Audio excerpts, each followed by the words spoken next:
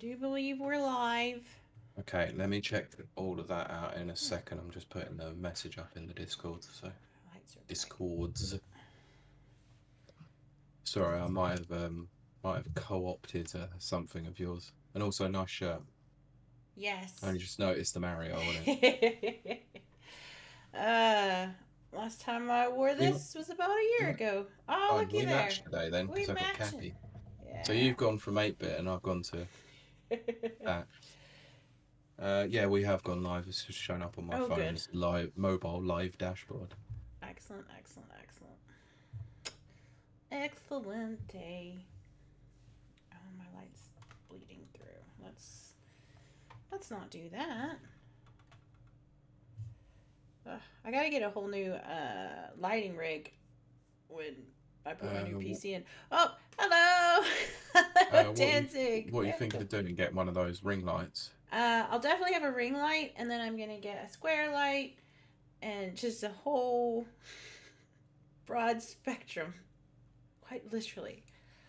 I actually didn't tell you, did I, that when I moved into this place, I actually bought a desk lamp for this kind of thing, but I haven't actually set it Oh, up ready yet. very So I good. didn't have the main light on, but Right. it sits behind the monitor and it would just shine the hell out of my face the whole time if I Oh, turned it round. right. So yeah, I might need to reposition it. Yeah, I mean, you can see the shadow on my face. I'm being blasted with light. Yeah. Hello, Nana. It was it wasn't me this time, but it's all good. It's all good. It's all good in the Yeah, hood. let's just say that there's I'm not saying the reason why, No, we're but I just was late. yeah. And then yeah, all shapes of life. That's right. Uh, Hello, Jenny. Hello. okay, yeah, let's just say that life has a way of making you late. Life finds a way. I actually need to open the links and probably should put a tweet out, Uh, shouldn't I? Even though yeah. Twitter X sucked. Um. Is that still around? I still have not gone on it, nor will I ever.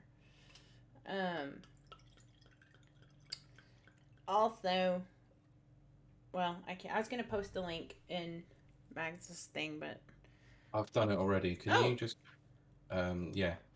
I was going to say, if you've got a computing power left to do it, can you do the rapid reviews one?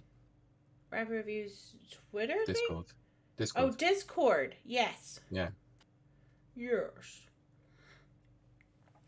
Danzig said, I was literally just considering getting Jurassic Park bedding. Yes, without telling the wife and see if I survived the night. Do it.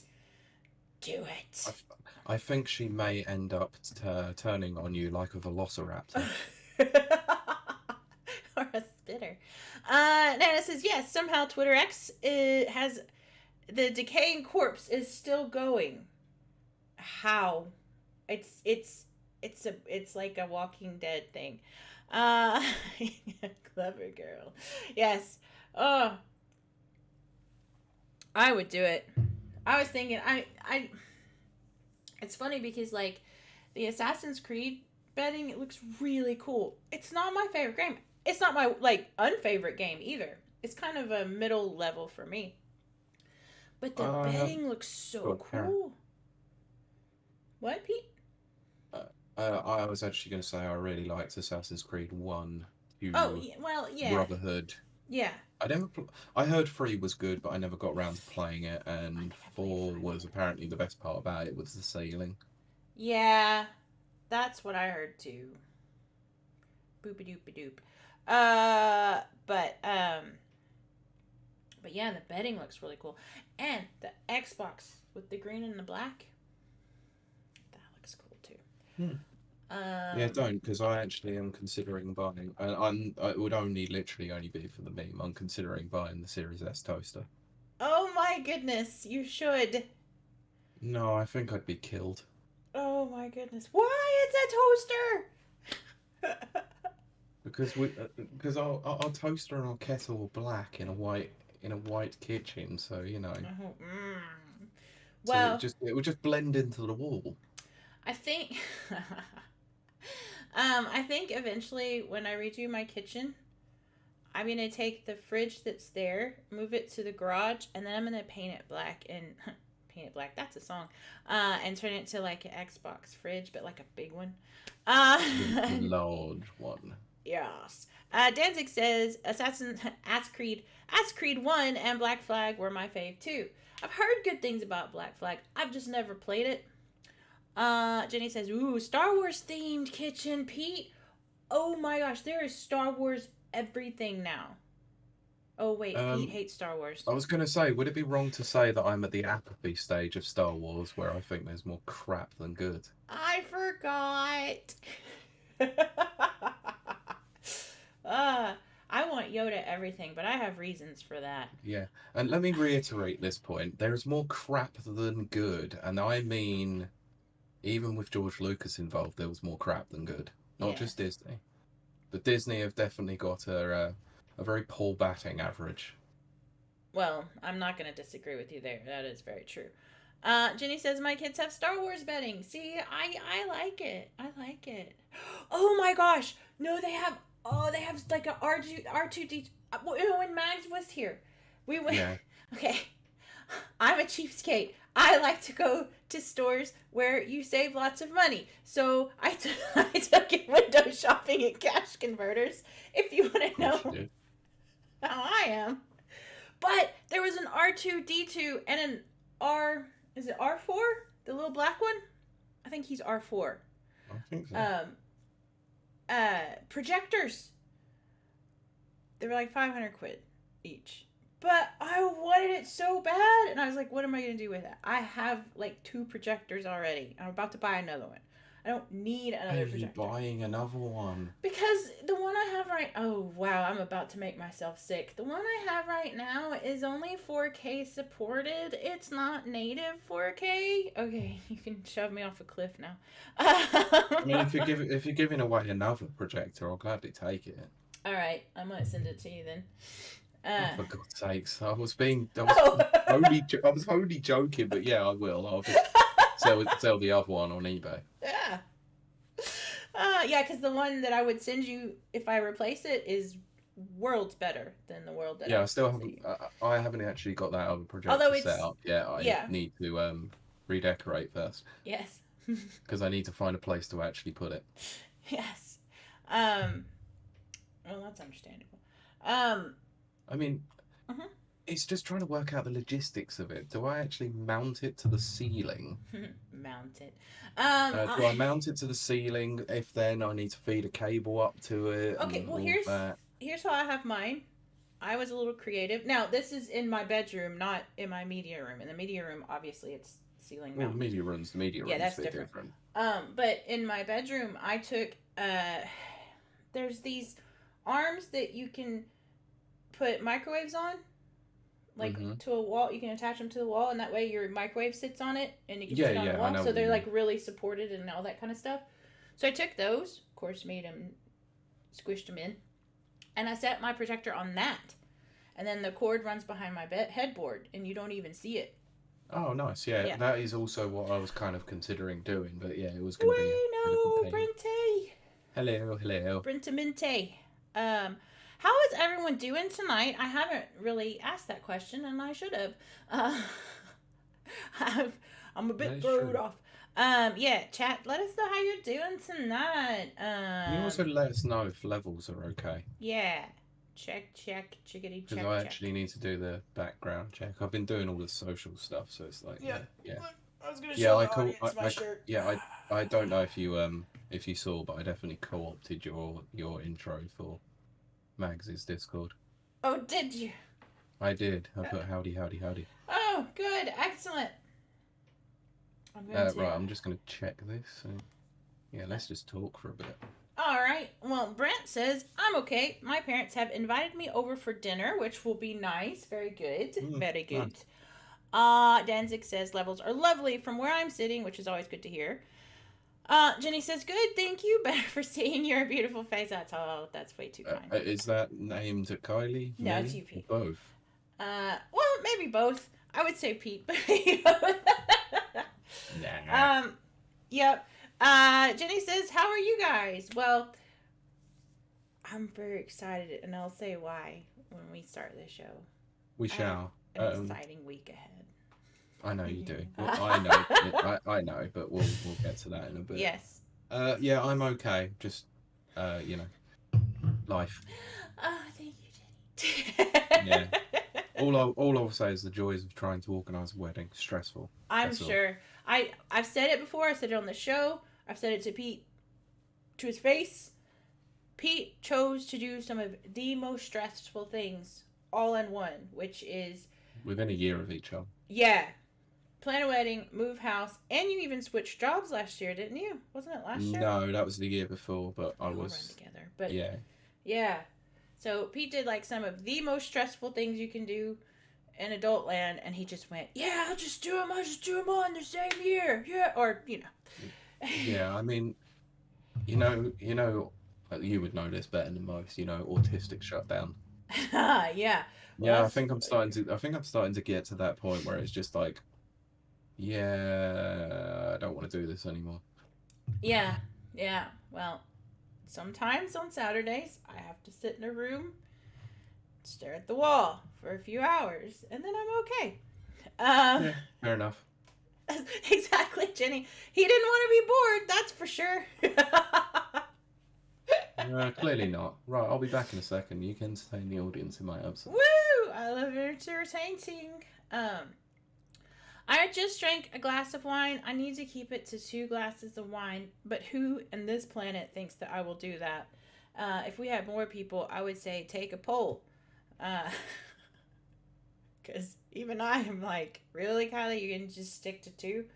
But I'm going to try my best. So I'm going to pour my second one. And we'll see how that goes. Oh, by the way, so, because I like to show off what I'm drinking. You can't see it, but it's a Pinot Grigio. It's not the best. Sorry, I've just made a small adjustment on my sound. I need to check to see if it's actually working properly this time. Okay. So I'm just do that. checking that. So I'll be back in a minute. Okay. I will say. I do like it's got a holographic label, so that's cool. And it's 2022, and it's from New South Wales, Australia. So it's a good area. It's just not a great wine.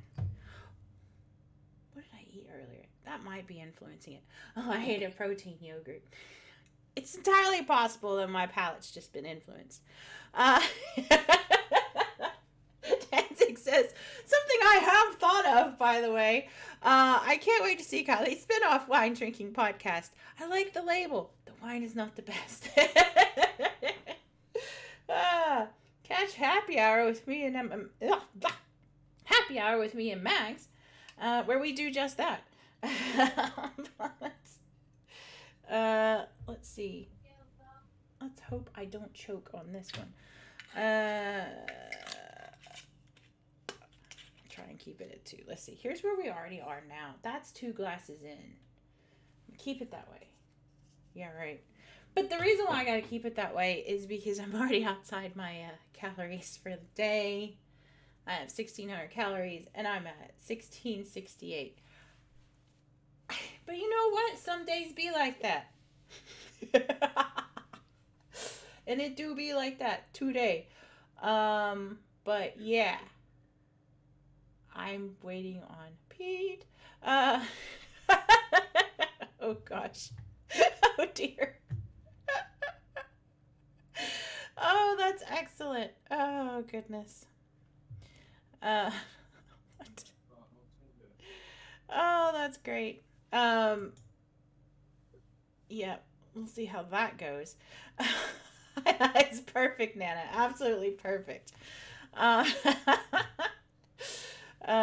Yeah, let's see. Danzig says, if he rejoins with some Darth Vader voice changer on, this would be great. Oh my gosh. I had that. They sold it in America. I'm sure it was all over the place. But it was the mask, and it had the box here. And I would take it to work, and we'd goof off with it and make YouTube videos with it. Because at the time, there was this YouTube short called Chad Vader. I don't know if anybody remembers that. Which is just Darth Vader's brother, but he worked in an office, so we weren't real original. We did that, and we also did a Master Chief series. So, hey, I think it's still out there on YouTube. uh, Sorry, what is this poll that's just gone up? am I gonna drink more than one glass? Why? More than one I mean, glass? more than this next glass, because I only am gonna drink 2. Is my plan. Okay. So Danzig said, OMG, I erased that from my mind, but I definitely binged a lot of Chad. Yeah. Chad Vader and Charlie the Unicorn. Happy Tree Friends, which everyone watched. Oh, God. Yeah. But did you ever watch Charlie the Unicorn? Charlie. No. There was some crazy stuff back then. It was the Wild West of YouTube. Oh goodness. Oh, yes. I do remember those Wild West days. Oh dear, Big Jesse has joined the chat. I've been listening a while. Changes will be made after number 2. Several changes are usually made after number 2. You said number 2. Deuce. Exactly, Danzig. Let me introduce you to my number 2. He's named number 2. That was such a cool, like, using Rob Lowe as Robert Wagner Jr. You know what I mean? Like, younger version. Yes, I do, yeah. Yeah. Austin Powers rules. It does. I was thinking about it today because I think I need to watch them again. I really like Beyonce. I thought I didn't. I know she didn't act great. She didn't act great. Her acting was not great. But her acting was not great, but her character was cool at least. I liked her character and the fashion so sense. did I. And of course Heather Graham was amazing in hers, and also. I mean, excuse me. Don't forget about Elizabeth Hurley. She was good. I mean, she started all of it, so yes. Yeah, exactly. That's true. I mean, I agree with Danzig. Yeah, it definitely needed more finger pink or more pinky to the mouth action. But you know, it's very good. It's beginning to smell a little like almonds. I'm very, very badly hurt, but it's the one in the second one where he falls off the cliff. It's just funny. Oh man, now I gotta go watch Austin Powers tonight. Thanks, Pete. Tell me what streaming service it is on, so then I can go and watch it. I might have ruined my DVDs years ago. Oh, well, I ripped mine, which is why I have it. Ha! Jesse says, I'll never forget Liz Hurley. Liz Hurley's the reason my age range goes so high on Tinder. Damn. Like, let's be honest here. She's been around since I was, like, a young teen. She's gotta be, what, 50-something? And I'm not even joking about that. And she looks amazing. And Hugh Grant looks like a shoe. 58. Wow! Look at the size of this. It's also strange to think as well, right? So Heather Graham is now 53. Yeah, I knew she would, because I remember. Holy crap! I remember when she was in Austin Powers and people were going on about how old she was. Yeah. Speaking of underrated Liz Hurley, or not Liz Hurley, Heather Graham movies. Yeah. This one's a classic for me. Bowfinger. See, Bowfinger's hilarious. I'll need to give it another shot. Oh, it's so funny. There's a few movies. I need to watch that film again. Well, it's 20 minutes in, Pete, and it's not the Film Talk podcast. No, that is true. Hey, Mike Tendo. Liz Hurley is a gilf. Is she an actual grandma though? I know that that's just a figure of speech, but I know she has one kid. At that age, then probably. Yeah, true. Danzig says, I like to watch Bowfinger after watching Cheaper by the Dungeon. We don't know what you're thinking. No, you don't actually me. One glass in, people. Cheaper by the dozen, and pretend it's in the same universe. Now, see, that gives me a reason to watch. I love Steve Martin. Oh, come on, the idea of Eddie Murphy being in a movie that he doesn't realise he's in. What a concept. Why was that such a thing?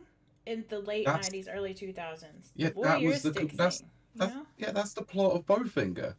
Yeah, I know, but Steve Martin that is a film he's a film director. It's just explaining to the audience who may not know.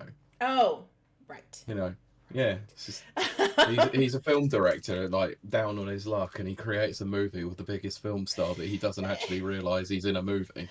Oh, uh, Really stupid. yeah. Danzig says, Cheaper by the Dungeon sounds like a top shelf blockbuster video. It sounds like the videos that were behind the black curtain that I wasn't allowed to go look at. It sounds like something you would rent from Blockbuster on a Saturday night. uh, Anyway, enough about my habits from Saturday nights from years thank ago. goodness for the internet. I'm so glad the internet came around. It was, yeah. Okay. We get a move on. So, what for our audience participating tonight?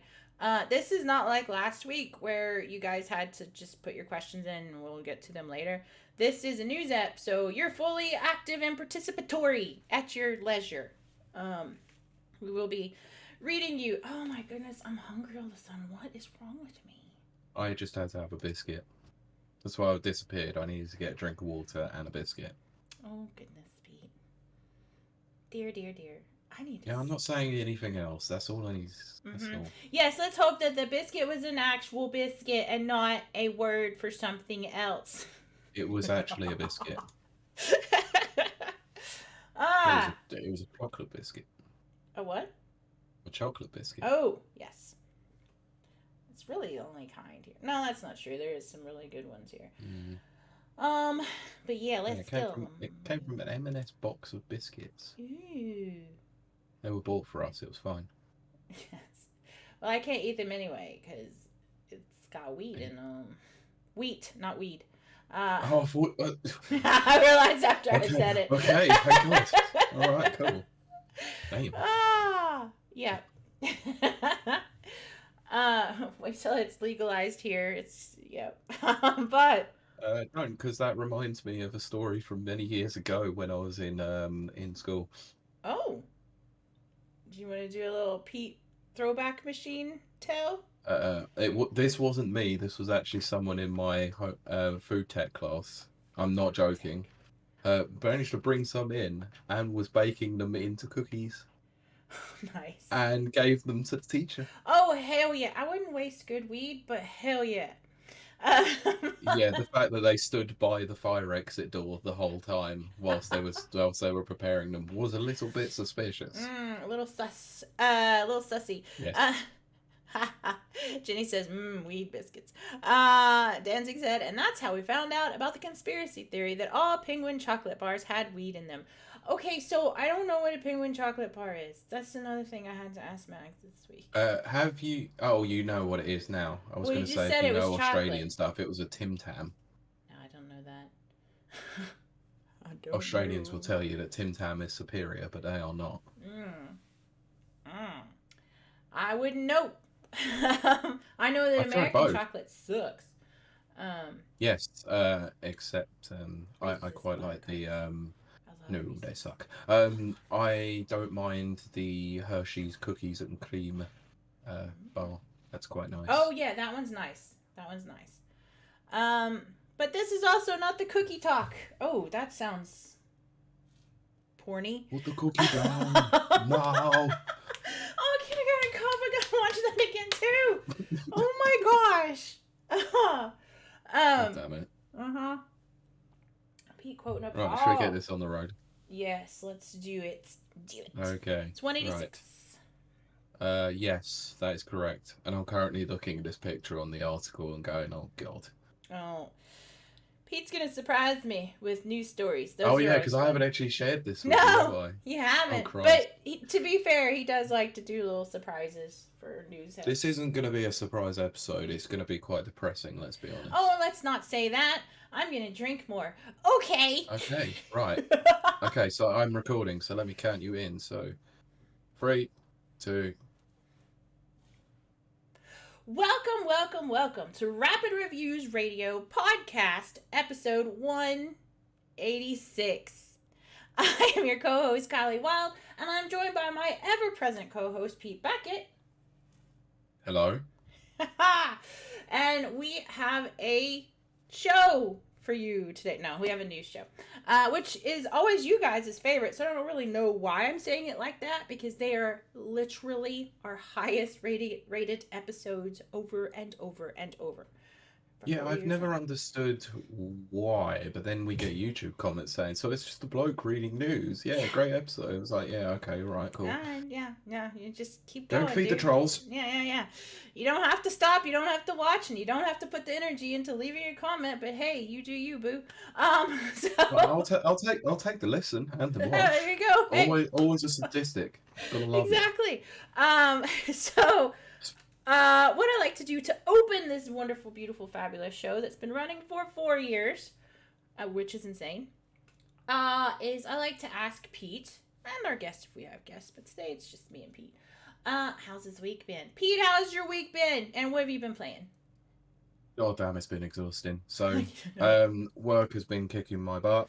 It's been a very, very busy week. I did realise just before we started recording, I filled up a water bottle that could have docked where I work, so I just decided to go and fill the other water bottle up, which is why it took so long for me to come back. Stupid of me, I know. But yeah, it's been a busy week, so I'm happy to do the show today. But I have some news in terms of the games front. Wait, outside of our... What? No, what I've been playing. Oh, yes, okay. 2 boxes in, folks. Finished Like a Dragon Gaiden today. Oh, how did you like it, Pete? Well, considering it was my first true experience of Like a Dragon or Yakuza, outside of the turn-based RPG one. Okay. I did really enjoy it, actually. It was a really decent game, and whilst I'm not emotionally invested in Kiryu's story, because I don't know the ins and outs of it, god damn, that ending did get me, because it explains everything, and I was like, oh man, all right in the feels. No, there is. I don't want to spoil it for anyone who might want to play it, but there is some the ending cutscene. God damn. Well, they can't all be happy endings. No, and considering that Infinite Wealth came out 2 days ago, I am now ready to start it, but I'm not going to play it until a couple of weeks. Yeah, I know someone that was supposed to play it this week. Yeah, I know. I got told that too. Whoopsie! Also, go back and watch Max's show from Tuesday, because I was there on Tuesday. Oh, yes, do that. See, that was part of your week, Pete. I know, but that's why it's been kicking my ass, because it was so busy. Holy crap, that feels like a million years ago. That was literally this week. I know it was, and it was a fun show. It was just... Oh, it was a great show. Wow, I was up a lot later than I expected. I know, you were fading at the end. It was funny. You guys should go see it. Was. Lovely, lovely listeners who can't see us right now. Pete did guest on a Twitch stream.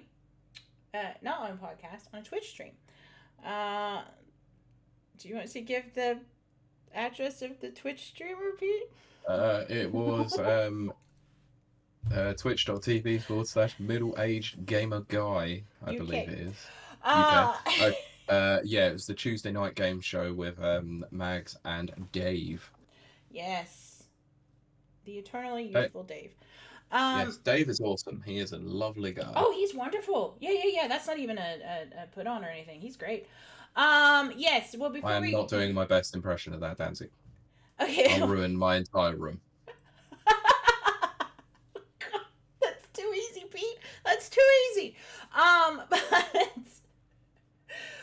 Yeah, we'll hit chat for a second, and then I'll tell you about my week. Yeah. Jenny said, oh, wait, no. I gotta go all the way back up. Nana says, oh, right, this week was pretty depressing. He means the news. We'll get to that. Yeah, Jenny says, I thought that was a laughing face, but actually I don't think it is. Just know that I'm laughing at you. Excellent.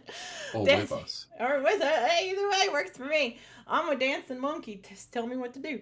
Danzig says, I hope he mentions the Ultra shoes we just dropped. Wink, wink, nudge, nudge. Oh my gosh. Well, we just did. There we go. savage. Okay, just a little. Some would say savage. Some would Yes. say honest to a fault. Well, there you go. Yes, spicy. Let's see. We don't want exactly talking about news readers. We don't want to read by ourselves. Exactly. Big Jesse, a show where someone reads the news. That'll never be a thing. Oh wait. Jesse says Pete looked so hot on that show on Tuesday. Well, actually, if you go back and watch that show, you can definitely notice that I was fading because one of my eyes starts to droop too much. Yeah, that is a tell for poor Pete. Either that or when I'm drunk, which doesn't happen very frequently these days. No, yeah, you don't drink. I'm fighting hard, people. I really want this third glass. Danzig says, Dave! Jenny says, Dave! Danzig says, I can't believe my plan worked! Wow! Free PR, man. We often joke on this show that, well, it's mostly me, but me and Pete are Ron Burgundy from Anchorman. We will just read it. You definitely are. I do. Pete will just write anything and I'll just read it. Go F yourself, San Diego. Okay, I'm not going to Howdy, and welcome to the Reviews effing cast. See, I would do that. But yes, so for me. So, yeah, how was your week? My week has been crazy because I was actually sick for most of it, which sucked because I made the mistake of saying in December, I never get sick. And I have been sick every freaking day, it feels like forever.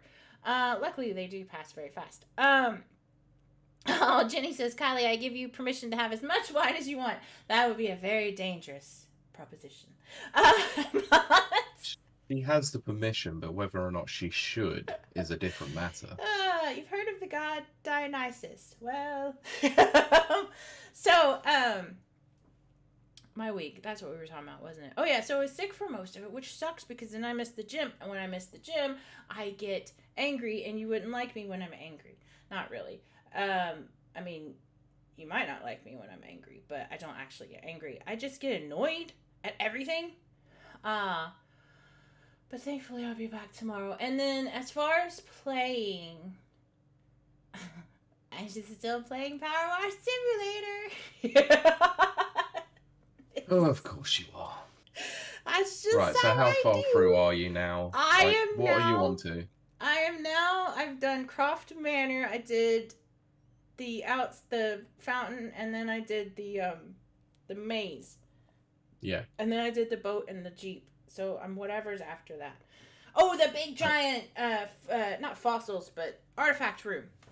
Oh, okay. Which so I'm gonna enjoy very much, I'm not gonna lie. Right, what other DLCs have you bought? I haven't bought the paid for ones yet. I'm gonna do the free ones first and then buy them. Okay. So I still have what are the free ones? The Tomb Raider, and I believe Final Fantasy VII. I think it's one. Oh of the yeah, free because ones. it's Square Enix published, isn't it? Yeah, and I think that's it for the free ones, and then paid DLC, which is SpongeBob and Back to the Future, which I'm looking forward to very much, and stuff. So I'm not sure how a pineapple gets that dirty underwater. I know, but remember, they can light a campfire underwater, Pete. I love SpongeBob. So I mean, I never understood that either. F is for friends. Also, that campfire in Sandy's place. What? Yeah, surely that campfire in Sandy's place with all that pent up oxygen would cause a problem. That's true too. But it is for anything and anything at all down here in the deep blue sea. Danzig says, I want wine, but I'm out, so I pass on my wine token to you, Kylie. Don't dissatisfy the wine gods. No, that's my weakness.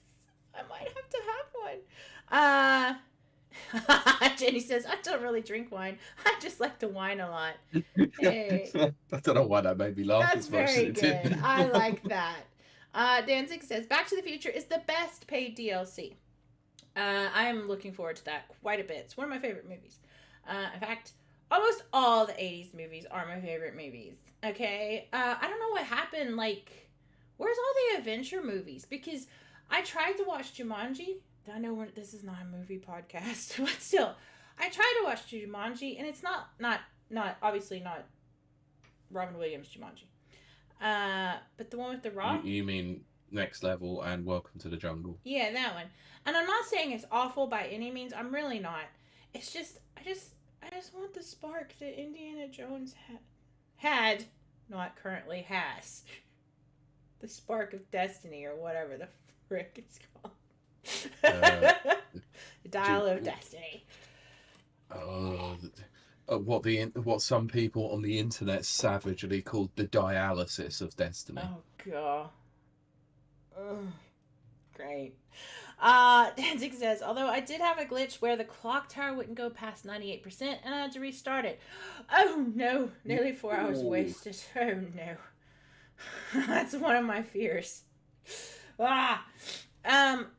Right, okay. Oh, and then I just want to say, because I won't talk to you guys till next Sunday, I'm very excited and looking forward to next week. Gee, Kylie, what's going on next week? I'm so glad you asked, Pete. Oh, wait, you mean the other thing. So if you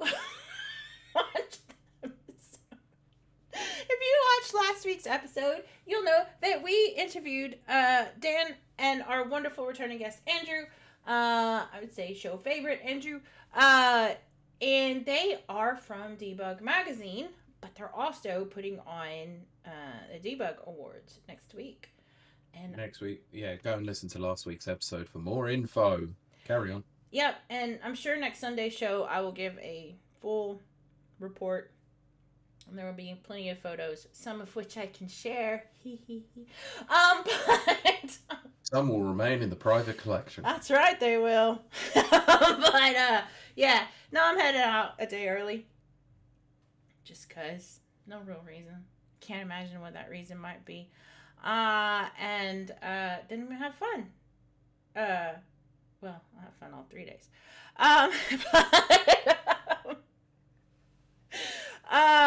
Danzig says, I don't remember buying pantomime tickets.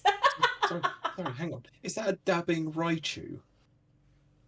No, I don't know what that emote is. It's definitely a dabbing... No, it is! That's Pikachu's, like, the fake Pikachu, isn't it? The fake Pikachu? I don't know the Pokemons. We know this. Yes, it is, actually. My eyesight's better than I thought it was. I'm having one, and Jesse says, wow. But, Jenny says, yes, it is that. What am I doing, Art? Oh, whoops, I spilled some in my glass.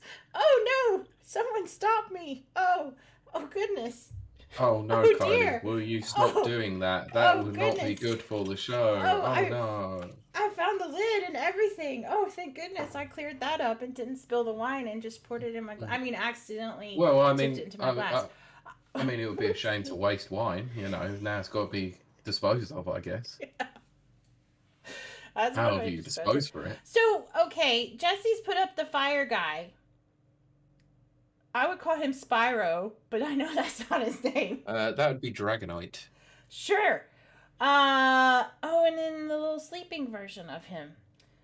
Spyro's cousin that's not purple. And there's a Snorlax. I do like Snorlax. If I was a Pokemon, I would probably be a Snorlax.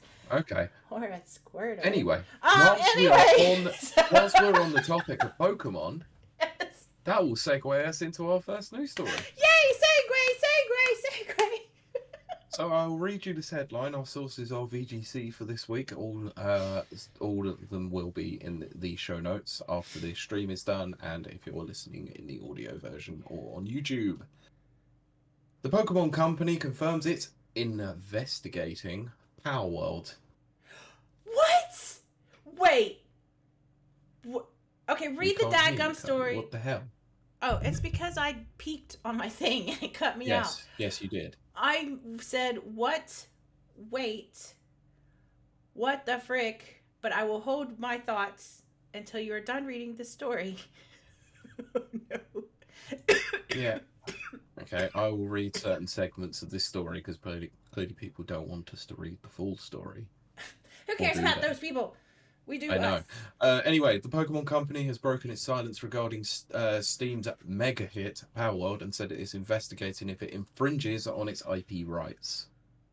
Since launching into early access on PC and Xbox on Friday, Power World has become a breakout success. We all know. It's over 8 million sales in 5 days. And also, I just want to say this.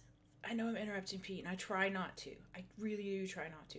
But I did, early days, I watched a Let's Play from, yes, get your bingo cards out, call me Krusty. I did. I only watched about an hour. There's nothing. I'm sorry to our wonderful, lovely audience. I don't get it. It's not my thing.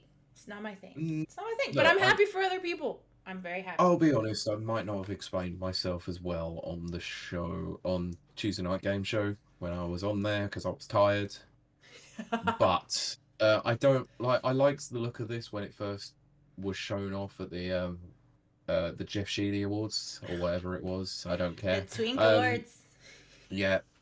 I don't think it looks overly interesting to me now, but look, there have been several hundreds of different versions of different other games out there. Who the hell cares? That's what I was gonna say, but I will let you finish. I'm gonna let you finish. But it's okay because I don't know, Dragon Quest was probably out there before and it's come out in 1986. You know, look, a lot of the designs for monsters in Dragon Quest were kind of ripped off. No, Pokemon kind of ripped off a lot of Dragon Quest monsters. Yes. Just saying. Yeah. Just saying. Anyway, however, the survival game's success ignited discourse around perceived similarities between its character designs and those of the Pokemon games, with many accusing it of plagiarism. On Thursday, Pokemon Company released a statement confirming it was investigating if the game infringed on its IP rights. So let's just read this and then we will discuss. So, quote, "We have received many inquiries regarding another company's game released in January 2024. Oof, they can't even mention the game by name. Oh dear. They don't want to give them any free PR. Sorry, I must stop doing that. I editorialized. Oh, I yes, do right. That. See, anyway, that's a let thing. me quote. Yes. So, we have not granted any permission for the use of Pokemon intellectual property or assets in the game. We intend to investigate and take appropriate measures to address any acts that infringe on intellectual property rights related to the Pokemon. We will continue to cherish and nurture each and every Pokemon and its world, and work to bring the world together through Pokemon in the future." Interesting, they used world more than once. Yes. They're infringing on Power World's rights by using the word world. That's exactly what they're doing. Down with Pokemon. Look, let's be honest. I'm just going to say it now. If Pokemon wasn't so crap these days, this wouldn't be a problem. I'm not going to disagree with you. Because even though I'm going to be honest, that people are going to get offended by that. Let them be offended. I don't care. The last couple of releases for Pokemon have been a technical mess. And yes, I'm looking at you, Legends Arceus, too. I was going to... Did you call it Arceus? I did. I know what you say. You call it Arceus. It's Arceus. I know. But Legends Arceus was kind of a bit of a technical mess as well. It was a departure from how they originally did their game. Fine. Can at least attest that they tried something different. I mean... Scarlet and Violet were horrendous. Again, as a person who has not played Pokemon since 1996 on a black and white Game Boy, it's like not my thing, but I do know that the last few releases have not been their best based on public outcry and stuff like that. Zeitgeist and all that stuff. So yeah, like do better and people won't do better than you, if that makes sense. I've had 2 glasses of wine. Yes, only 2. This one doesn't count. Yeah, anyway, so Yes. I don't think there's really much else that we can say in respect to the rest of this story. It's basically just that Game Freak annoyed that someone else has taken their thunder. That's what's the thunder Pokemon? We could have said that. Raichu, Pikachu, Okay, that's a lightning. Zapdos. They're Ghastly. electric types. Ghastly's a fart cloud, isn't he? Yes, pretty much. See, I know Pokemons. I can't say I know much outside of Gen 1, Yeah. really. Um. Except for Trubbish and Gulbador. Okay, now I'm out. Charizard. Uh, Not even gonna lie, they're actual bin sacks. I know there's a mime. One. Mr. Mime. That's so creepy to me. That's like a human. That's a Pokemon. Also Yes. Ditto. I do like Ditto. But Dancing says this is like the Canadian interview on South Park. Can I finish? Can I finish? Okay, I'm finished. Yes, that is exactly it. Nem says, "Oh, I was gonna if it was Dragon Ball, the artist ripped off himself." Oh. Yeah, kind of. I don't think there's much they can do here besides maybe spend more than a year off their game. Do you Won't mean? happen. Does he mean Pokemon? I think they mean the Pokemon Oh, Company. And yeah, Gen because 3. they keep yes. It's never going to happen because they have more things going on that don't just rely on just the games. They have to plan months ahead. Well, about a year ahead because they have to plan the anime, the cards, and everything. They took on too much. That's what she said.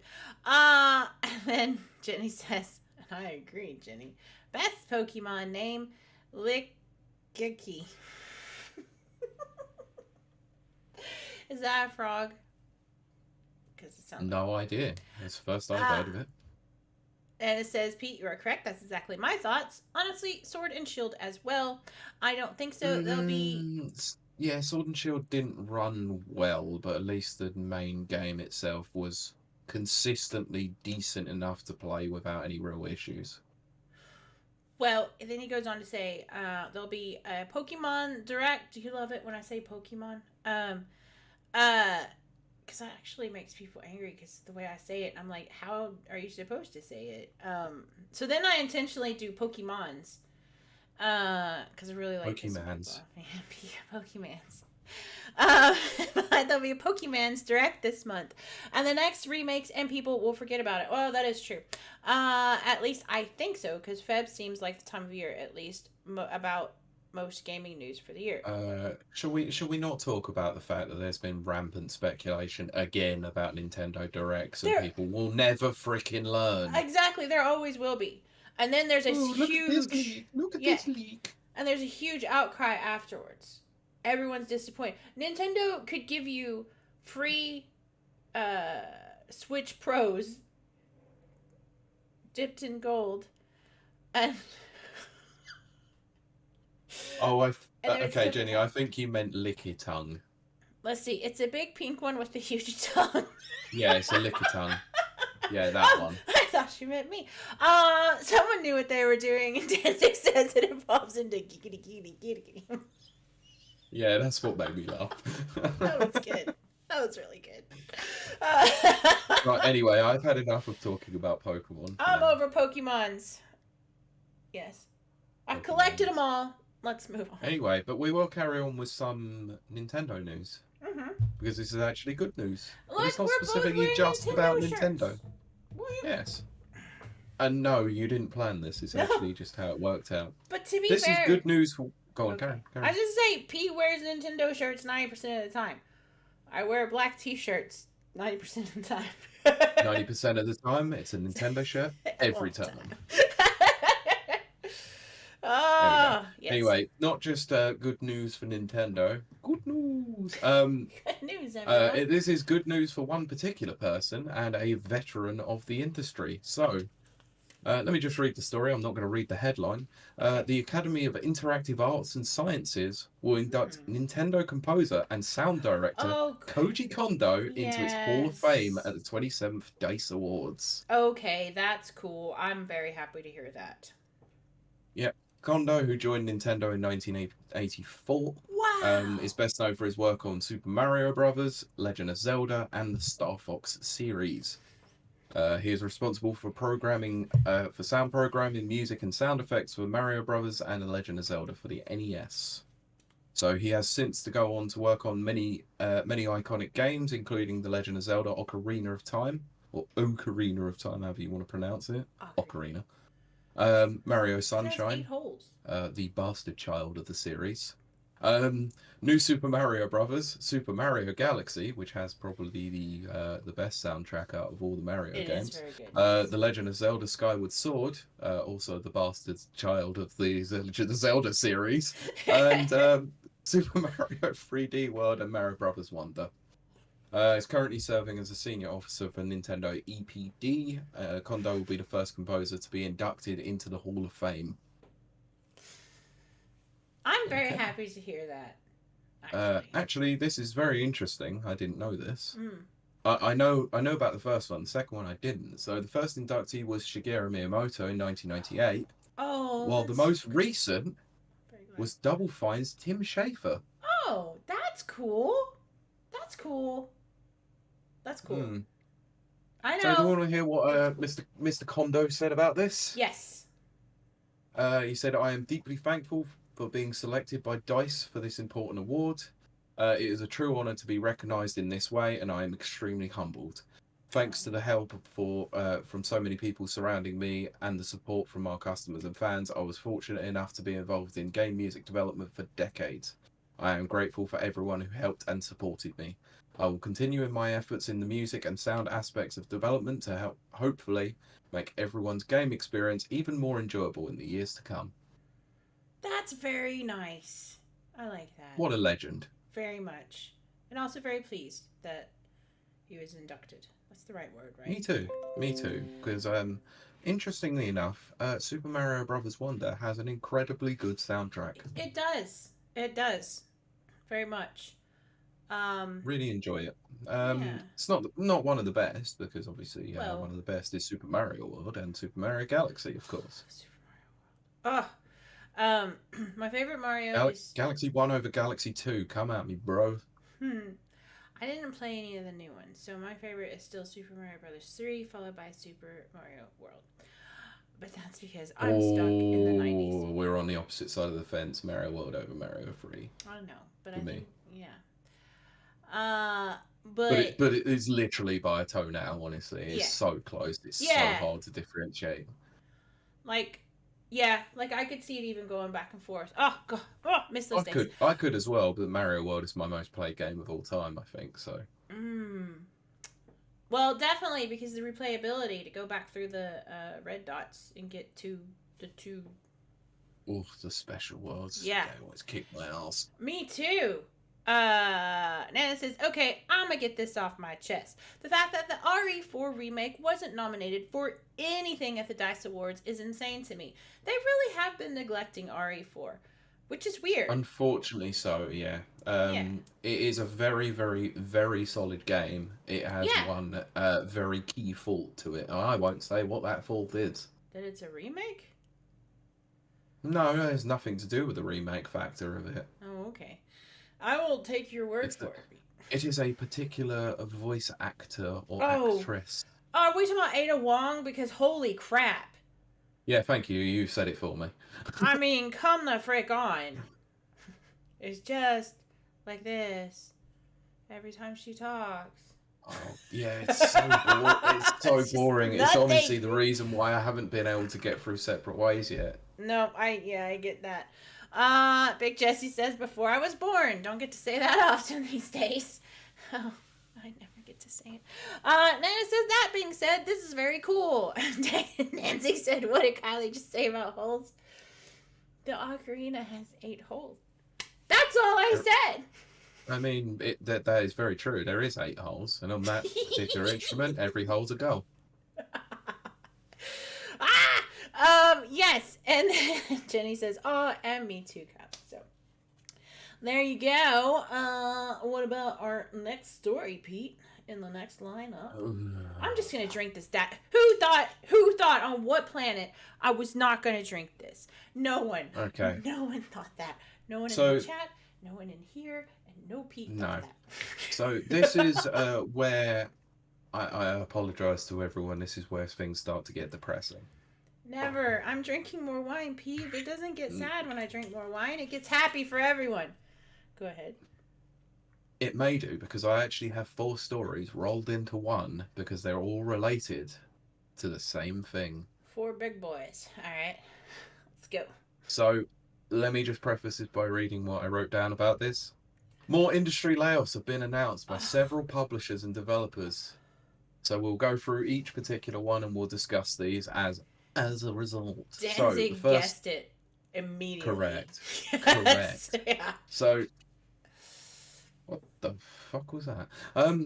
Damn it! Do you have gremlins in your room? No, I just also swore. What? I swore, so I'm gonna have to censor myself on the goddamn. Oh, did you?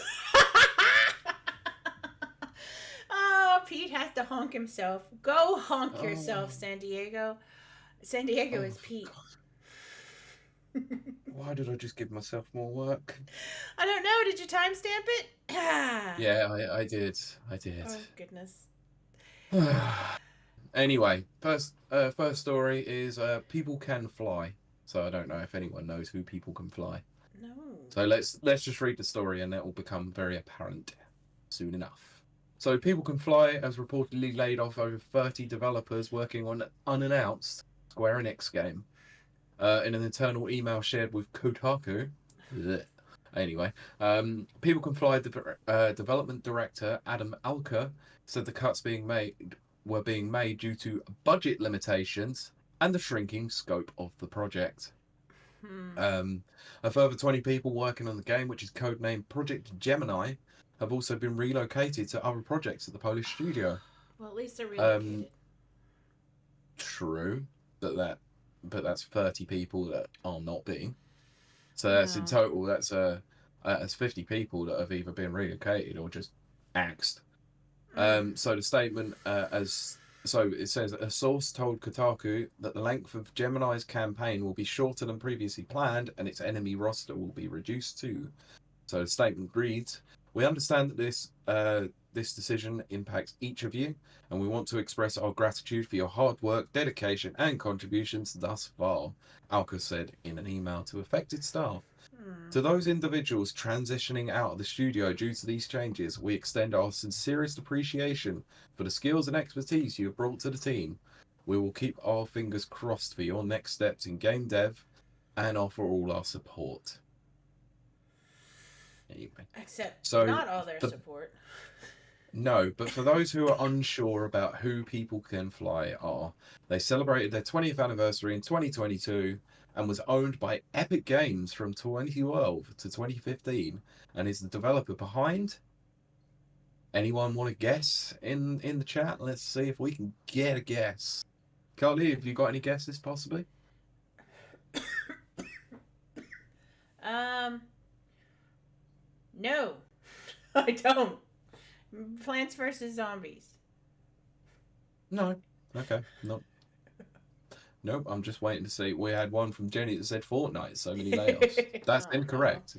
It's not them. They weren't involved in that. Anyone else? Anyone else? We'll give the chat a moment to catch up. It's gonna be a mobile game, isn't it?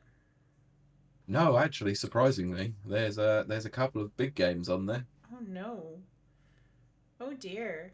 Oh no. Brent says Tiny Brent said Tiny Tina's. Tina. Incorrect. Nana Okay. said he's got nothing. That's also incorrect. Well, Sorry. it is technically yes. Right. All right. Let us know, I'll Pete. I'll take you out of your misery then. Yes. They were the developers behind Painkiller. I was thinking about that the other day. I literally was thinking about that game. Oh my! Okay. Best soundtrack. Best soundtrack. All right. Wow. Bulletstorm. That's where. That's it. That's where I Uh, keep seeing. Yeah. Gears of War Judgment. Well, that's a thing that happened. And I'm surprised that one person in our chat didn't get this. Square Enix's Outriders. Oh, they did Outriders. They did. That explains a whole lot then. A whole lot. Yeah, unfortunately so. Okay, now I know. Now I know. Wow. Okay. That's unfortunate. Yes. That's It was unfortunate. very unfortunate. Like, any industry jobs being It lost is very very much. unfortunate, Yeah. and it just seems to be. Ugh. It seems to be the case going on at the moment because we will transition then into our next piece, unfortunately, because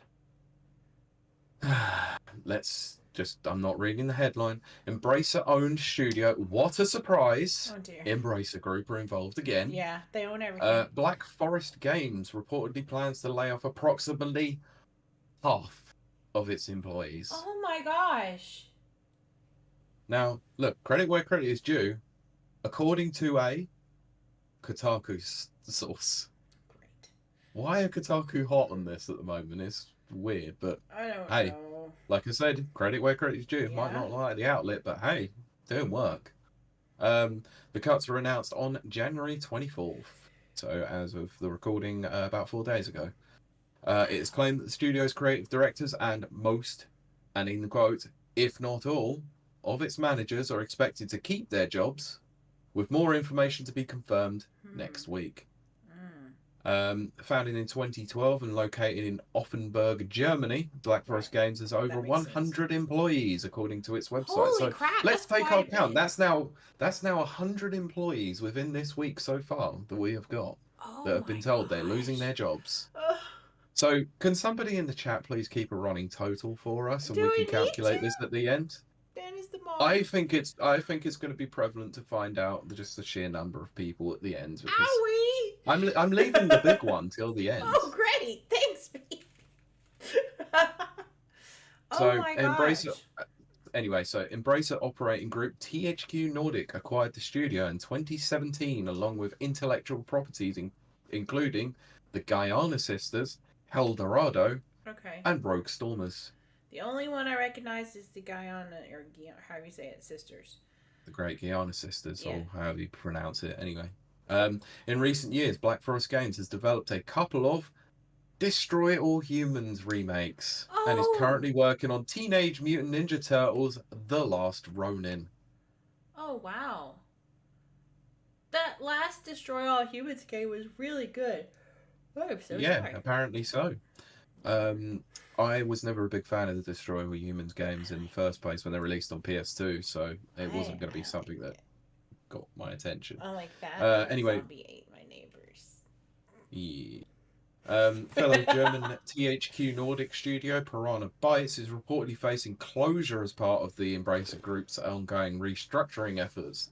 Embracer announced last June that it was implementing a restructuring program which would involve the closure of studios, layoffs, and the cancellation of some projects. So, I am going into this. Let's just hold on. Let's hold fire for a moment. I know you want to say something because I want to say something too about it. And so does Nana.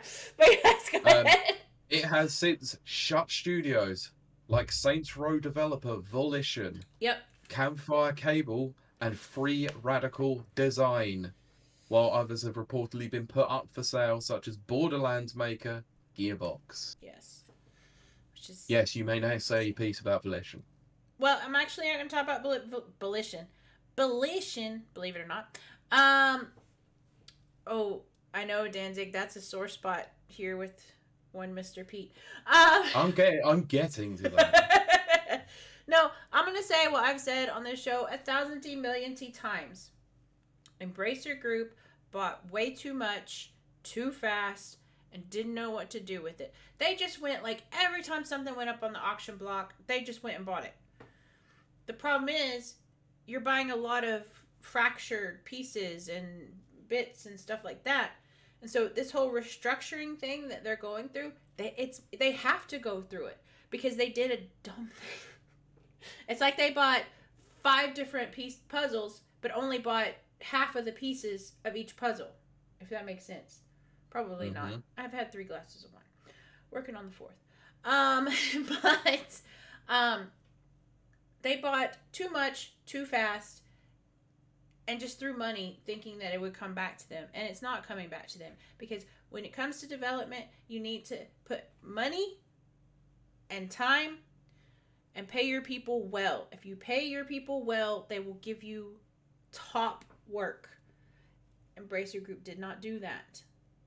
They were looking for a quick buck, and it was sold on a name, various publishing or developers and names of games and stuff like that.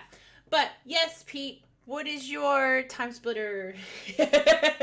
All I'm going to say about Embracer Group is screw Embracer Group, because they prick teased me with free radical design coming back, and then they cock block me. They cock block me, man. Screw you. Oh, is that what this episode's called? Prick tease and cock block? You think that's gonna get us through the explicit tag? Yes, it will. All right, let's go for it. I mean, I think I might have also found our episode title, by the way. That's what I'm saying. That'll look great on the algorithm. Yeah, it goes along with some of the stuff we've got. We've got, anyway, no, I'm not gonna do that. Go check out our other shows. So Nana says, I know that's why I'm holding my opinion, because I need to say something about that last one. Go for it, Nana. If you haven't already. We will. Danzig says they already canceled Time Splitters, which Pete has been waiting for his entire life. Although, am I not wrong? In Homefront, can't you play Time Splitters? Not that it's a new... Correct. You can play a fully remastered HD version of Time Splitters 2, multiplayer and all. Yeah. It is the only reason why I bought Homefront. Oh my god, because it's a bad game. I have no care in the world to want to play that game, but I have to play it just to get to that. I was so excited when it came out, and then it was like an on-the-rails shooter, and I was like, oh. Yep. Do you know the worst part about it, though? What? Is if I did want to play a fully remastered, remade, HD version of Time Splitters 2, I went and bought that. And then they announced they were bringing Time Splitters 2 back for backwards compatibility programs. I just went and bought it anyway. Yeah, well. Actually, to be fair, at EGX, I actually did start playing some of the campaign of Time Splitters 2 on PlayStation 2. And it still holds up. It's still really good. I remember you saying that. It's still really good. Tenzig says they are dead to me. Nana says, okay, I know. I said I'm holding my opinion, but Embracer just suck. They do, 100%. I think we all agree with that on this show. They were like Icarus. They flew too close to the sun. Yes, exactly. Danzig said they would not do well in Monopoly. Exactly, Danzig knows where I'm going. Bought too many places, but didn't build any hotels. Thank you. Jenny says, there's loads of layoffs in biotech at the moment, too. Oh, my gosh.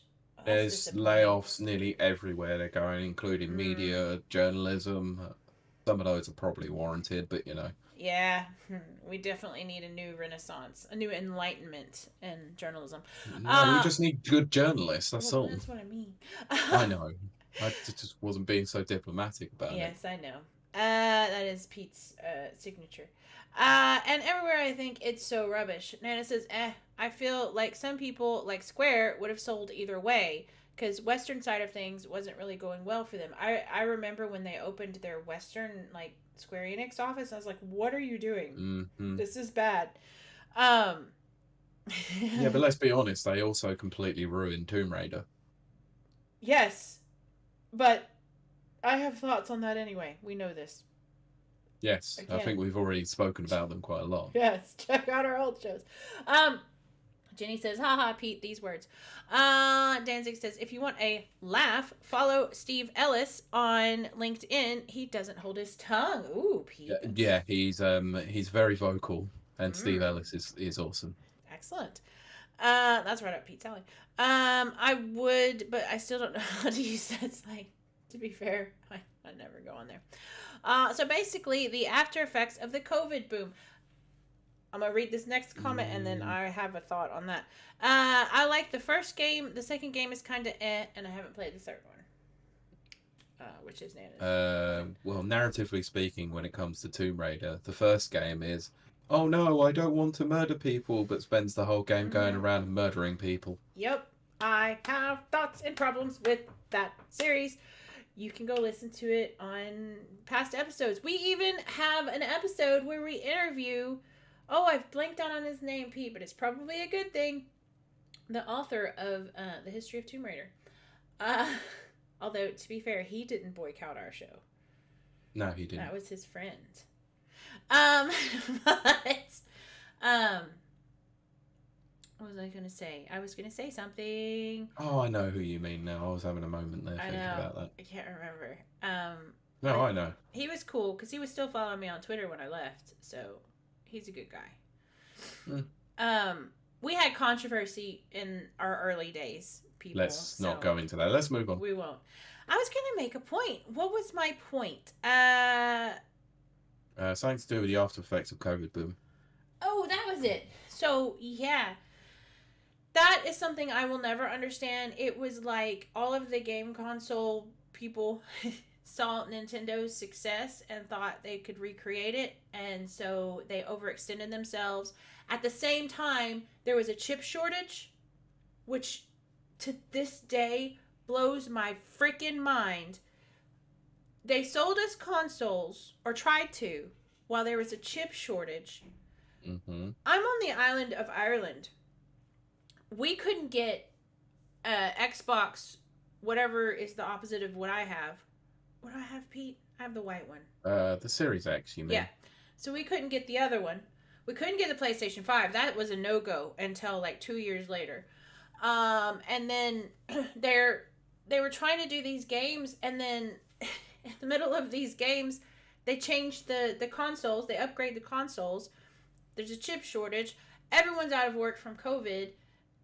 And so they start putting out this, like, these overly ambitious, throw money at it, was never going to make the money back thing. And then they increased game prices to and 70 quid. It. And then... Or $70. Yes. They increased game prices when everyone's basically hurting now, out of work, cost of living goes up, and now they want to release new consoles? We've never even explored the extent of these consoles that we have now. And they want to release new consoles when no one can afford it anyway. So, I don't know.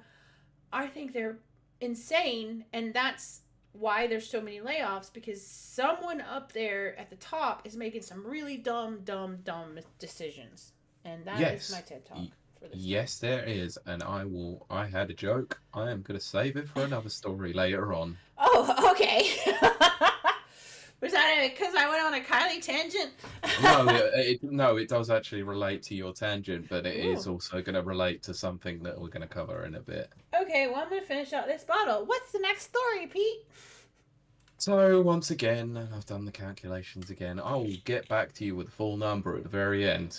Oh. Because oh dear. Raycon Games, or Raycon Games, I can't remember how to pronounce it, the studio behind 2017 action game Ruiner, has reportedly laid off around 80% of its staff. Holy freaking crap! Also, Nana, I have thoughts on that. Holy freaking crap. Anyway, according to sources speaking to Kotaku. What the frick, Pete? This is the most we've referenced Kotaku since we talked really bad about them for a full episode. Oh, I know. Layoffs have taken place at the independent studio, which is based in Poland. So, very unfortunate. Anyway, Kotaku sources say that around four out of every 5 employees at Raycon have been laid off, making a total of 60 to 70 people. Oh, that's the sources also told the site that the layoffs were sudden and shocking. Yeah. Anyway, so exactly Raycon had been working on a sci-fi first-person shooter called Final Form, which was announced in 2021 as part of PlayOn's Prime Matter label. Oh, goodness. So during its announcement in 2021, Prime Matter said Final Form expands beyond the edge of the known universe in a race against an unstoppable plague to protect the last celestial being, essence of life and creation.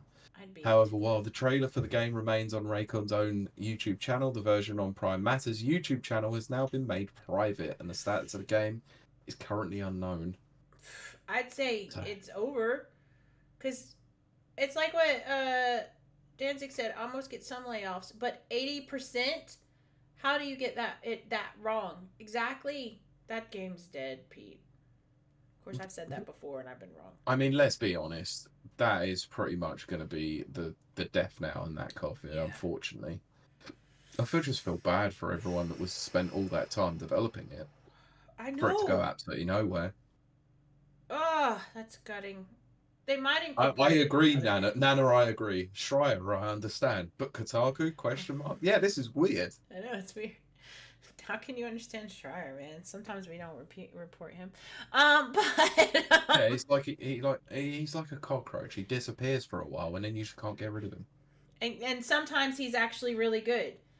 I That's know, what really yeah. sucks. Sometimes he's really good. No, I've said it before. Credit where credit is due. When he does pop He up and is. do He certain is things, good. he is He's very just good at what he does. He's just very sensitive, and he can't take criticism.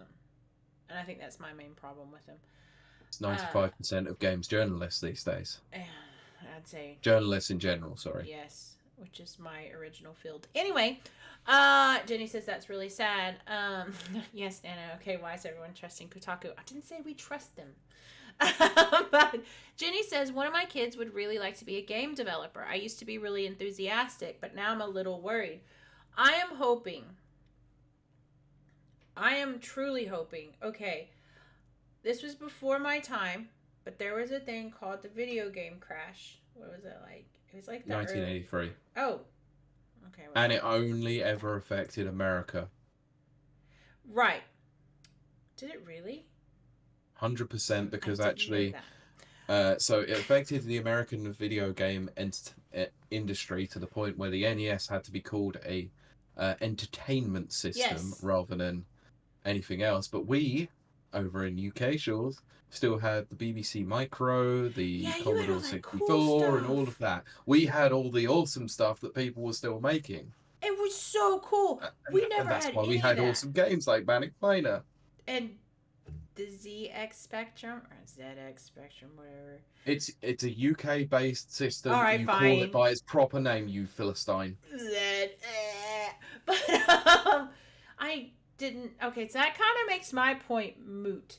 But what I was gonna say is it is ebbs and flows, type thing. I think. I don't know what I think. I'm hoping that the video game industry recovers. I think so do I. That the people that will help it recover is the people that's helping it now, which is the indie developers, and the indie games. And in fact, I would say, I try not to give my opinion, but I would say go support your indie games and your indie developers. I mean, obviously, 100% agree. As you say, we have a bias here on the show. That's why most of our content is from our indie developers, and we love them and adore them. Yeah, but Danzig has also put in our chat as well to Jenny, saying about how you should go and hit up the indie devs, and introduce themselves to them. But they would also offer one other piece of advice for anyone who wants to get into game development. If you have the skills, there is nothing stopping you from doing it yourself. If you have a cool idea, go and make it yourself. We've seen Undertale. We've seen FNAF.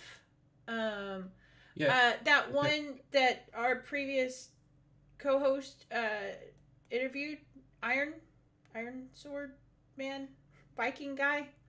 Yeah, I remember her. I just can't remember the name. I can't remember either. The game. But he did the entire game, on his own, except for the music. I think he. Of course, yeah. There are certain things that obviously you won't be able to do because you might not have the experience. But if you can code and develop, and you know what kind of game you want to play yourself and make, then they'll find an audience out there. Like Steam Next Fest is an excellent place to go and put your demo up to get spotlight on it. Yeah. And as Danzig said, most of the best teams we work with now are teams of 3 or 4 mates. I love that, Danzig. Who met at a school, uni, and made a game that they poured their hearts into rather than making a game that will make loads of money. Now, see, that last phrase, that's the key right there. We've seen that in all those stupid, dumb games that came out with those made-up words. Forspoken or Forsworn and all those things. I know Forspoken isn't a made-up word, but it's a really difficult word to say. Um, Jenny, love that. Undertale's pretty much the inspiration for my son. That game should have won our freaking game of the decade, but Brent made an amazingly good argument, to Brent's be really fair. good. Um, But it is an incredible game. it is.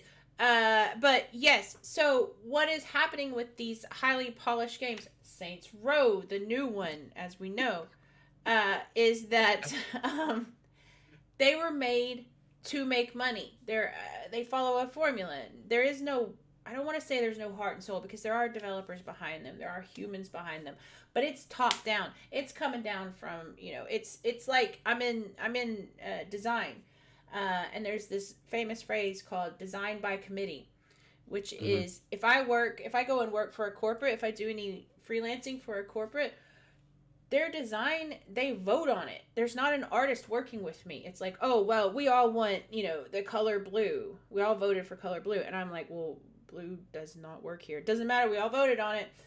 This is what we want. So it's very similar to like game publishers. Well, we want it to fit this formula. There's no heart. There's no soul. That's what happened with Halo Infinite, by the way. Um, Screw that game. yeah, which is where your indie devs, just like what Danzig said, you've got, people who have poured heart, soul, effort, you know, type thing. Um, oh, oh, okay. We'll get to that in a minute. Well, no, I do think I should probably state that out loud. Danzig said, full disclosure, I worked at Deep Silver, and Saints is why I left. Was so sad to see what was fueling the decisions for that game, parentheses, a series I loved growing up. I adore it. Everyone on this show knows it is my favorite series of I all mean, you time. weren't even as savage about the newest release, to No, be I fair. tried to be very hopeful about that one. And now I'm all about them indies. I would say that Saints Row probably is the new Saints Row. It's probably that and Halo Infinite are really what started pushing me towards indies. I've always loved indies, but my focus became more on that because these were so sanitized. Maybe that's the word. Well, of course Mhm. it was sanitized. Out. I mean, the new Saints Row. I always make this joke. They changed it from rim jobs to gym robs. Stupid. Why would you do that? Anyway, that's enough of a Kylie tangent for this episode. No, also, Brent put in the chat, I'm not sorry. Yes, very good, Brent. Brent's I don't speeches disagree. are amazing. Jesse said, I have met Jenny's children, and I have no doubt they will have created a game before they finish school. I believe it. As for those of you who question Jenny's parenting, I'm quite pleasant in real life.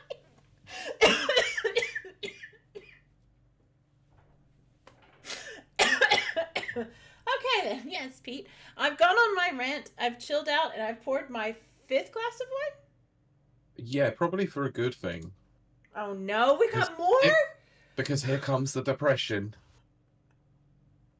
I drink to forget, but I always remember. Go for it, Pete. Okay. This is the big one. This is the final one. Final countdown. Microsoft's head of gaming has confirmed that 1,900 staff will be laid off across Activision Blizzard, Bethesda, and Xbox. So, for those who wanted to keep the running total, I'm going to wait and see what you conferred at, because my current figure, just for this week alone, is 2,070 people have lost their jobs in the games industry. Just from these 4 particular news stories. Indies. Anyway, so the joke that I was going to make was about the fact that there was a lot of computing power in the Xbox Series X, where Phil Spencer was teraflopping his dick out on the desk. Wait, Pete. You know I have a problem with sarcasm. You know this. Can we try that again for the autistics in the room? No, the joke was he was talking about raw computing power, where it was all about teraflops. Yes, so he the flopped it out. teraflops. Yes. So he was flopping it out. Yeah. Okay, I get you now. Yeah. Okay. Okay. That's why I said teraflopping it out on the desk. Yes, Father Phil wouldn't do that, but no, I see what you're talking about. Well, have to wonder though, and I don't know. I've been wrong. Again, we've got 3 years worth of talking about Activision, Microsoft. I wrongly predicted all of that, and I will probably again do that with what I'm about to say. But you have to wonder if drawing it out, the purchase, acquisition, whatever, as long as you did, you as in Universal you, uh, made that happen. All the layoffs. Shall we read the story and we Oh, can I actually forgot go we into hadn't a read bit the more story. detail? Yes, B, please read the story before I So, give an opinion. I think you'll understand why I took a pot shot at Phil Spencer here. Oh, okay. Now we'll all In a come together. Come together. In a message sent to staff obtained by IGN. God damn it, why is IGN and Kotaku decent this week? We really lived in a screwed up world when those two are doing We're the now good work. in an alternate reality. Go ahead. Oh my Christ. Uh, Oh dear. Anyway, Spencer said Microsoft would provide full support for those who are impacted during the transition, including severance benefits informed by local employment laws. I'm sorry, I don't mean to be sarcastic when I'm reading this, but I'm trying not to laugh at how stupid this sounds. And local employment laws, you think that's just a phrase? No. I originally obviously come from Texas. Texas is Shall we leave that expertise until the end? Shall we get to that in a moment? We'll do that. Just remind me. I want to read the story. I just want to read the story. Go for it. So, according to the exec, the decision had been made after Microsoft and Activision Blizzard's leadership teams set priorities, identified areas of overlap, and ensured that they're all aligned with the best opportunities for growth. According to the layoff news, Blizzard president Mike Ybarra has confirmed he's decided to leave the company. Adam, Blizzard's chief design officer, is also leaving the company, according to The Verge. Blizzard's previously announced survival game, which was being held by Ubisoft's former Far Cry boss Dan Hay, has also been cancelled as part of the changes. So anyway, the layoffs come just 3 months after Microsoft's completion of its $69 billion acquisition of Call of Duty owner Activision Blizzard. Spencer said in the email to staff, quote, "As we move forward in 2024, the leadership of Microsoft Gaming and Activision Blizzard is committing to aligning on a strategy and an execution plan with a sustainable cost structure that will support the whole of our growing business. Together, we've set priorities, identified areas of overlap, and ensured that we're all aligned on a best opportunity for growth. As part of this process, we have made the painful decision to reduce the size of our gaming workforce by approximately 1,900 roles out of the 22,000 people on our team. The gaming leadership team and I are committed to navigating this process as thoughtfully as possible. The people who are directly impacted by these redundancies have all played an important part in the success of Activision Blizzard, ZeniMax, and the Xbox teams, and they should be proud of everything they have accomplished here. We are grateful for all the creativity, passion, and dedication they have brought to our games, our players, and our colleagues. We will provide our full support to those who are impacted during the transition, including severance benefits informed by the local employment laws. Those whose roles will be impacted will be notified, and will ask that you please treat your departing colleagues with the respect and compassion that is consistent with our values. Looking ahead, we'll continue to invest in areas that will grow our business and support our strategy of bringing more games to more players around the world. Although this is a difficult moment for our team, I'm as confident as ever in your ability to create and nurture the games, stories, and worlds that bring players together." Well, you can't hear. Can't hear. Oh, we couldn't hear you there. Okay, it's because I keep peeking my mic. That's funny. So, okay. I have lots of thoughts on this. Brent brings this up actually in the chat. I wanted to say, so he did mention this before I started reading all the story. He said most of the layoffs were redundant positions from the merger, and most of the team I And figured this it is the was. one that gets me the most. Mm-hmm. That brings physical games to the market. Oh, Pete. Okay, little setup here. Uh, Pete is a huge proponent of physical games. We've had 2 shows on it. So, yeah. Clearly, Uh, Xbox is going all in with that all digital future.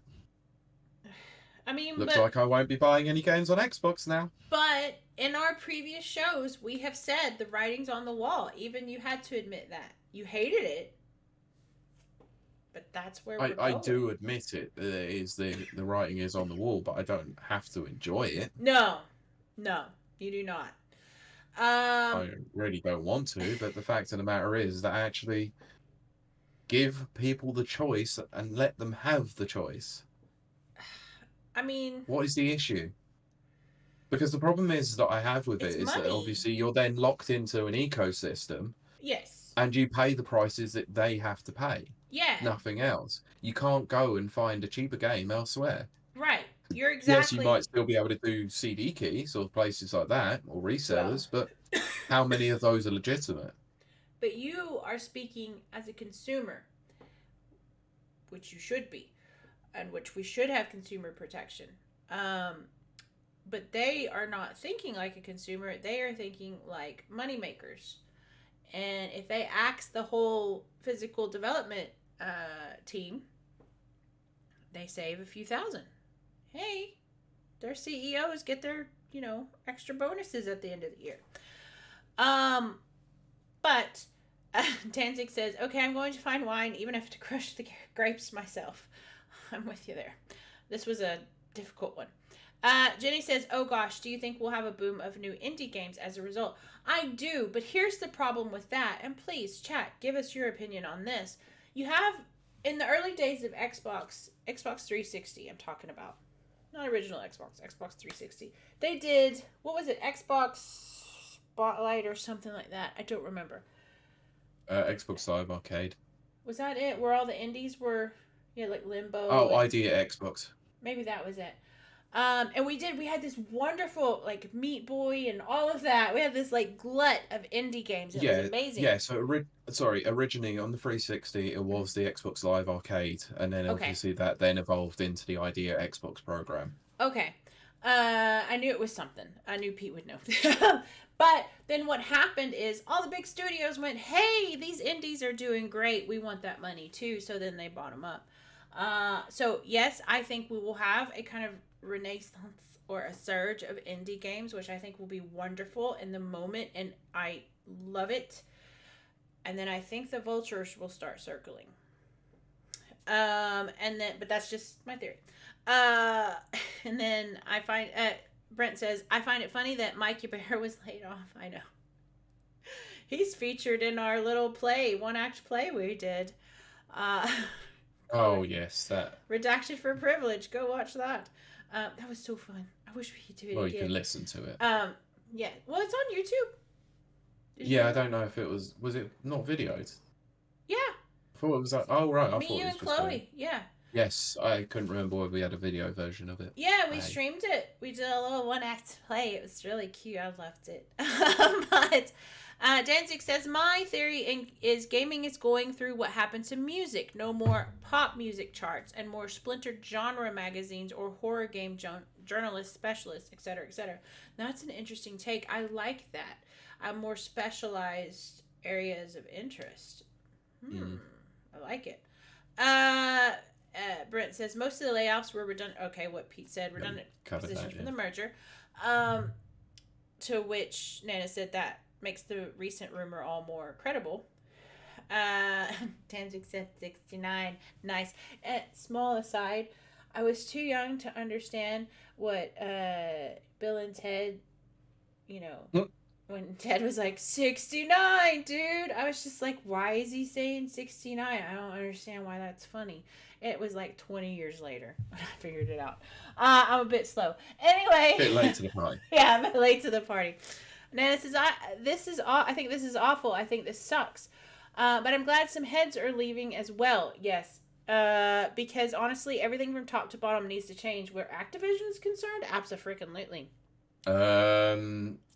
Hang on a minute. Oh dear. Oh, This is we're not where I even have done. a hot take. This is where I have a hot take. Okay, that'll be interesting. Brent says 1900 is about 10% of the total, by the way, which still seems so much. Exactly. Danzig says, AKA, we don't think the Starfield DLC is going to make quite as much as we predicted. No, because it was a bad game. I mean, I hate to say that because there are people out there who enjoyed it, and I'm very glad they enjoyed it. I tried. I'm a Bethesda fangirl. Hardcore. Lose a fest. Hardcore. I am hardcore. I even played it on PC just to get the best experience. Right. And oh, God. It's not. If you're a Bethesda fan, no. But that's not to say that it doesn't have its people who love it, you know, and I'm glad that there are people that love it. Nana says it won't be perfect, but I want to see that people are not treated like boop for being a woman or having children, because that act of Bliss was before. That's crap, if so. Hello, Emperor Carrot. Will, hey, hello, hey. How are you both? What are we talking about? Oh my gosh, we are talking about layoffs. Yeah, it's not a fun subject, but we're gonna make it fun. Jenny has to lurk. That is okay, Jenny. You go ahead and lurk. And then Danzig says, I think they'll bin off physical. Yeah, I agree. But limited run games, etc., will become the way we get. Now, Pete, you love them.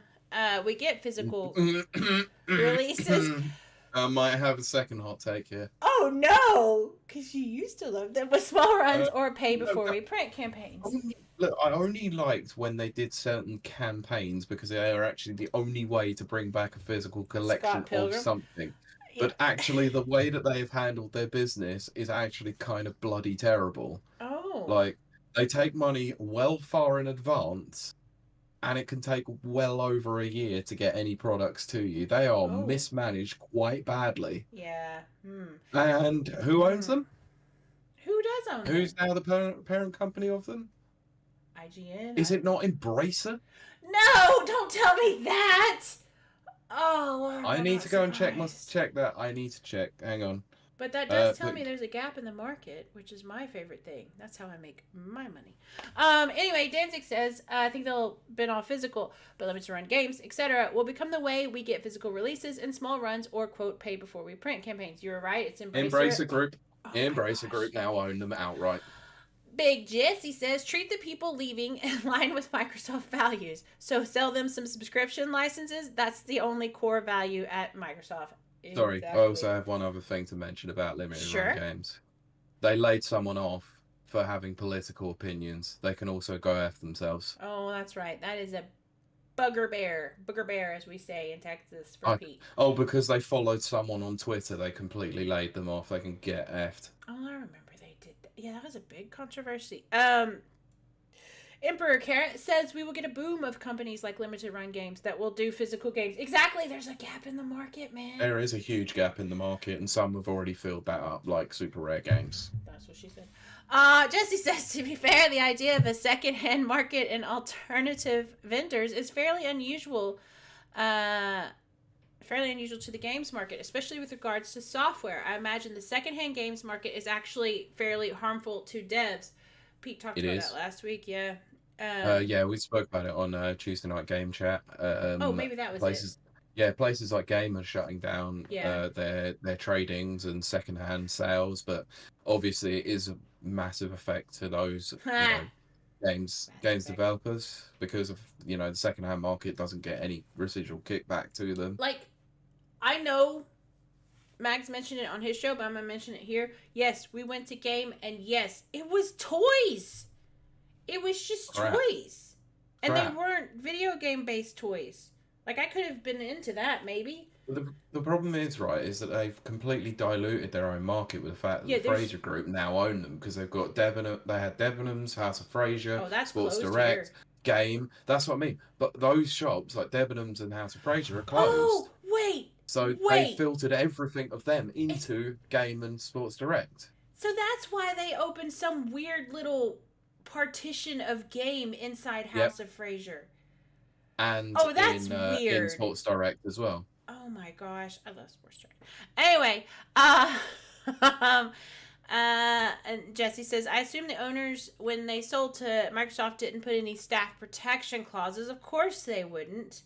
No, because this is in the Ugh. US and they don't ever protect No, their they don't. employees. Which I will talk about Yeah, I know. We're Texas going here to in a circle second. back to that. And then Emperor Carrot says, has Ubisoft done layoffs or not? Didn't they do layoffs very recently? Quite recently, Seems but like it wasn't within the last week, I don't think. No, it wasn't within the last week, but it's fairly recent. We talked about it.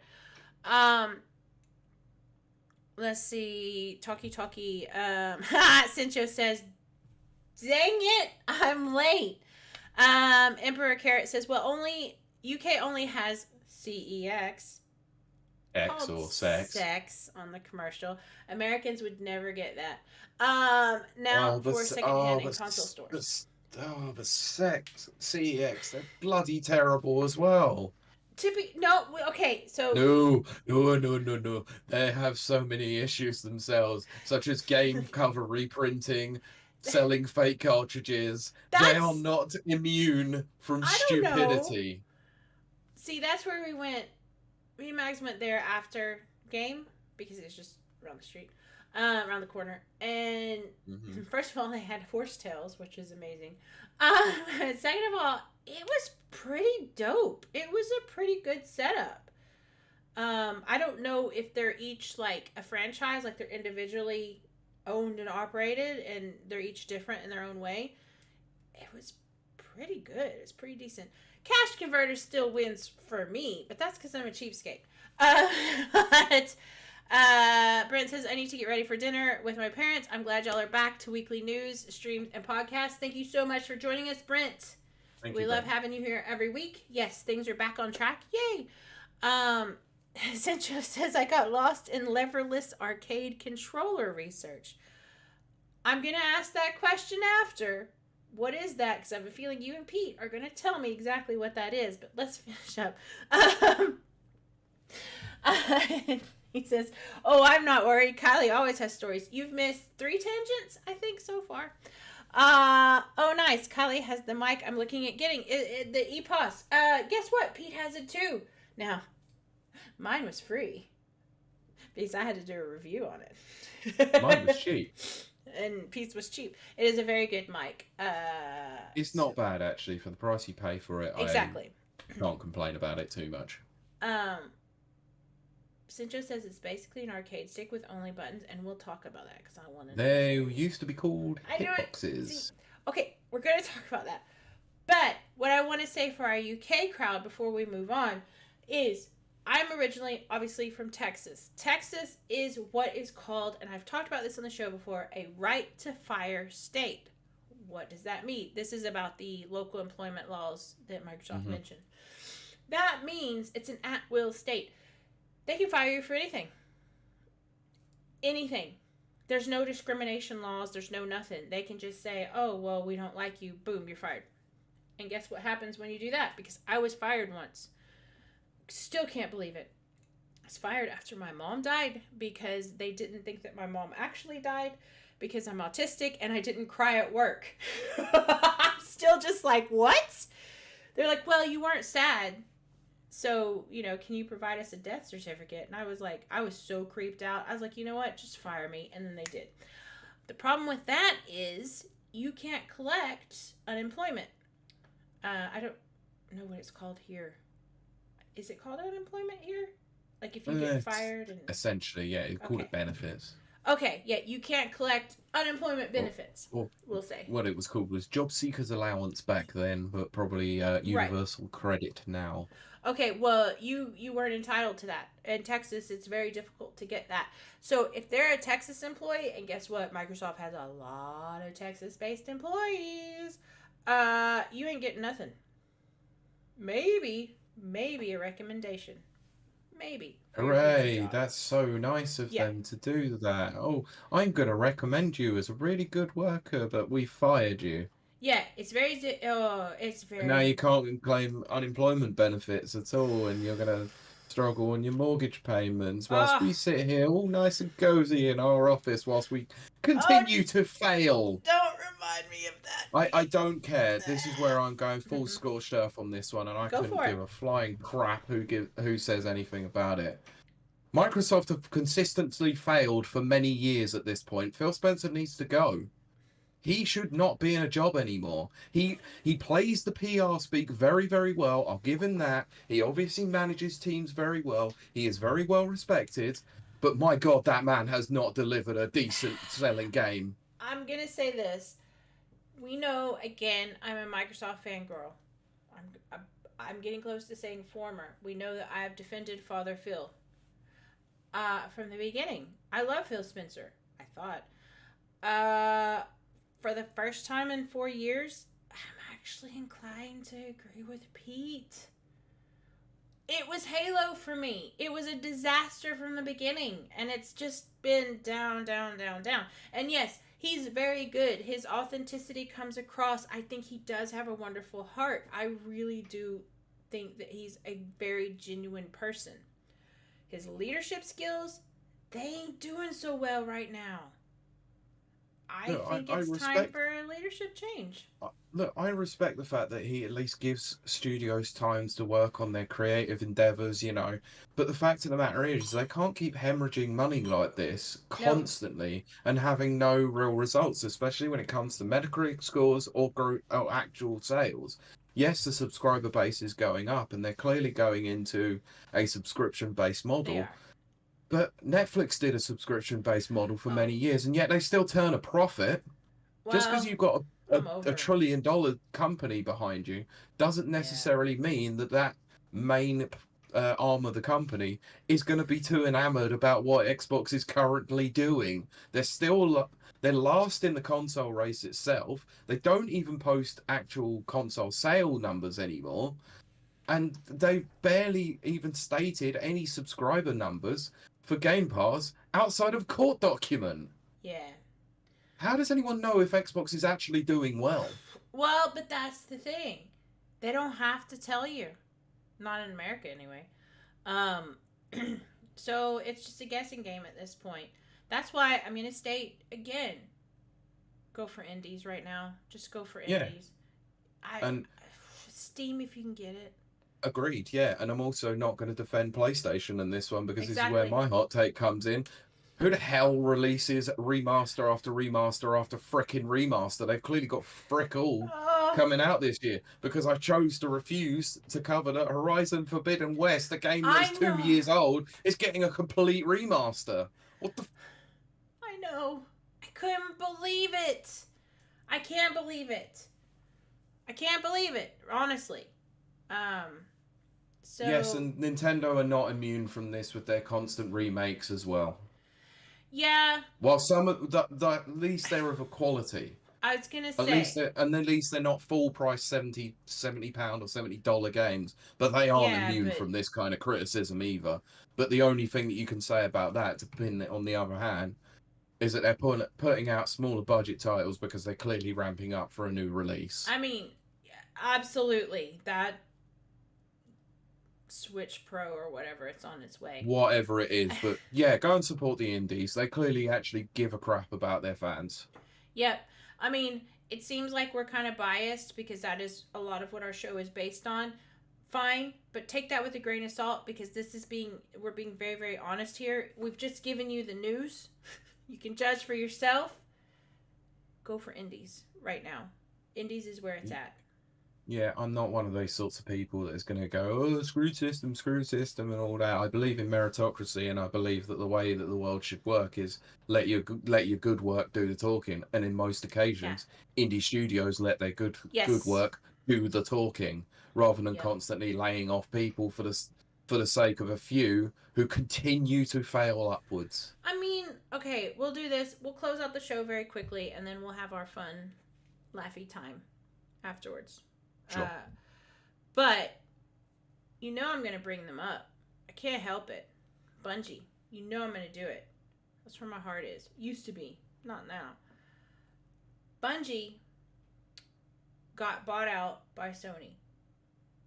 And I think it's because they needed the bailout. Yes. The quality of Destiny 2 has dropped dramatically. Not just a little bit. Dramatically. Because when you've got a big studio over your head, even though they say, "Oh no, we'll give you all the creative freedom. You can, do You're your own still thing, yeah, independent. whatever."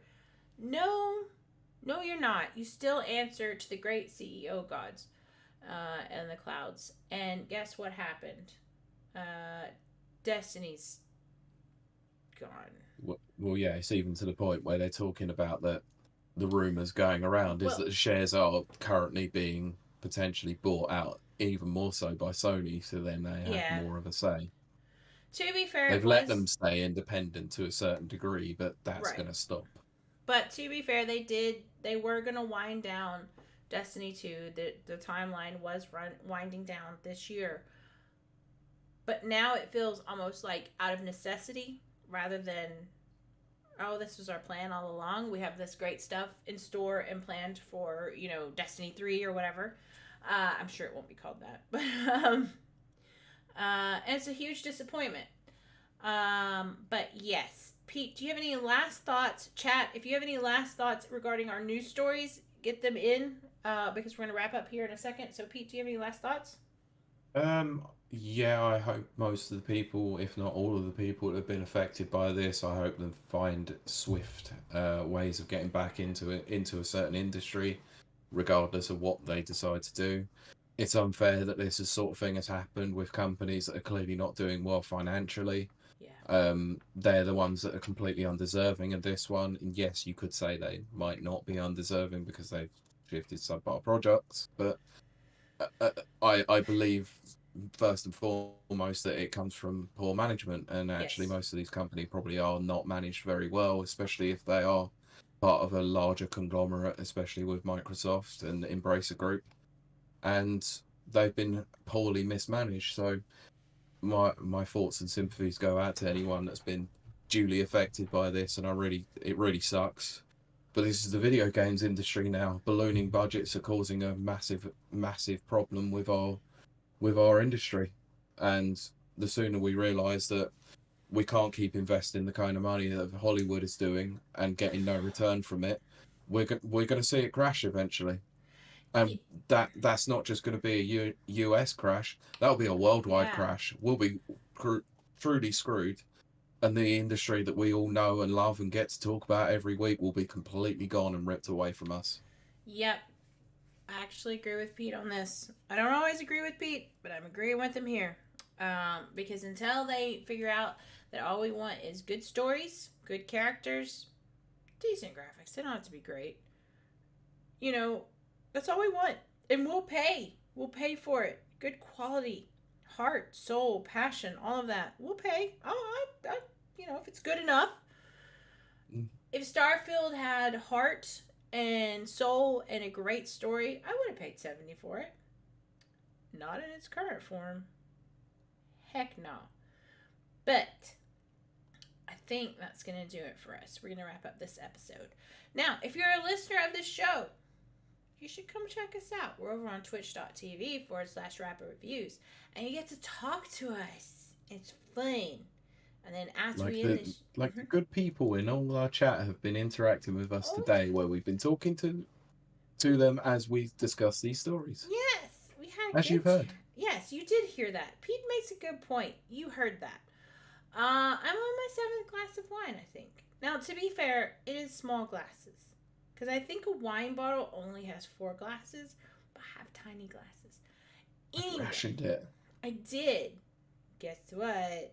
The wine went in, and it's time for it to come out soon. Oh my god. But, Pete, do you want to plug your other podcast that you do before I say goodbye to these lovely, beautiful people?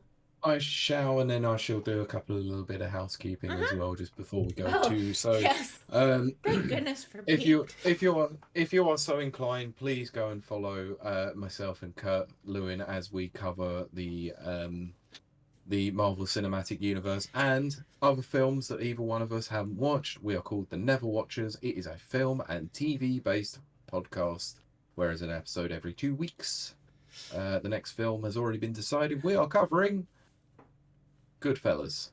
Okay, you've seen it though, right? It's Kurt that hasn't seen it, right? Oh yes. Okay. Okay, I can relax. Okay. Yeah. Also, so as it was announced at the beginning of the show, Kylie will be on reconnaissance next week. Yes, She that's will what be it's doing called. I appearance will be at the doing what, Debug Pete? Awards. I will be doing what? Reconnaissance, reconnaissance, Or who? mingling. Yes, I will be doing networking and reconnaissance and reporting and all of that from the Debug Awards next week. Yes, you shall, Yes. and you shall report your findings. Some of them, anyway. Some of them you'll never know about. Anyway. I'm sure some of them someone will never find out about. That's right. That's right. He will never expect it coming. I expect it. Anyway, Pete, let's continue on with what you're about to say. Correct.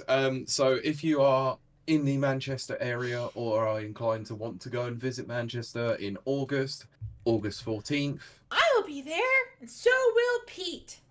yes, please visit Timeless Gaming Convention at the UK or Europe's largest arcade club in Bury.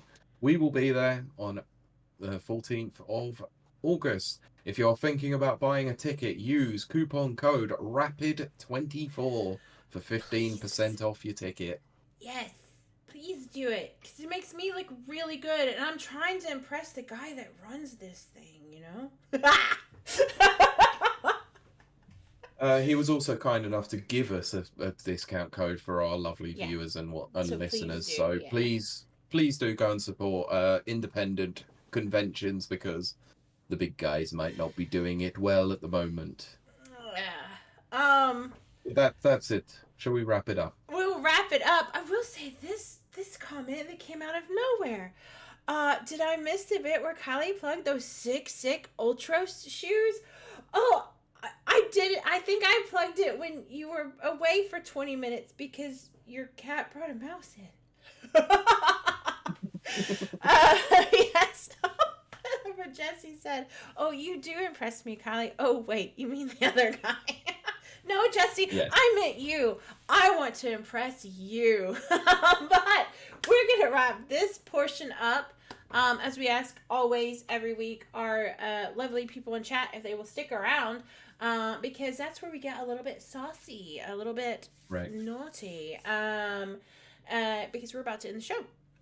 We are, but also, just before we go, please check out some sick Ultra shoes. Yes, do that. Do that thing that Pete said. Yes. They're the sickest. They're the sickest and the wickedest. And they're totally stupid. You remember when stupid was a word that meant cool? Anyway. That was stupid. It was. Look at this. I'm almost done with this bottle. Shall we? Let's close. Wrap it up. Yes, we're going to wrap this portion up. So we thank you so much for joining us, our listeners and our watchers. Thank you so much for our lovely chat. They're always amazing. We have the coolest chat. And we will see you and talk to you next week.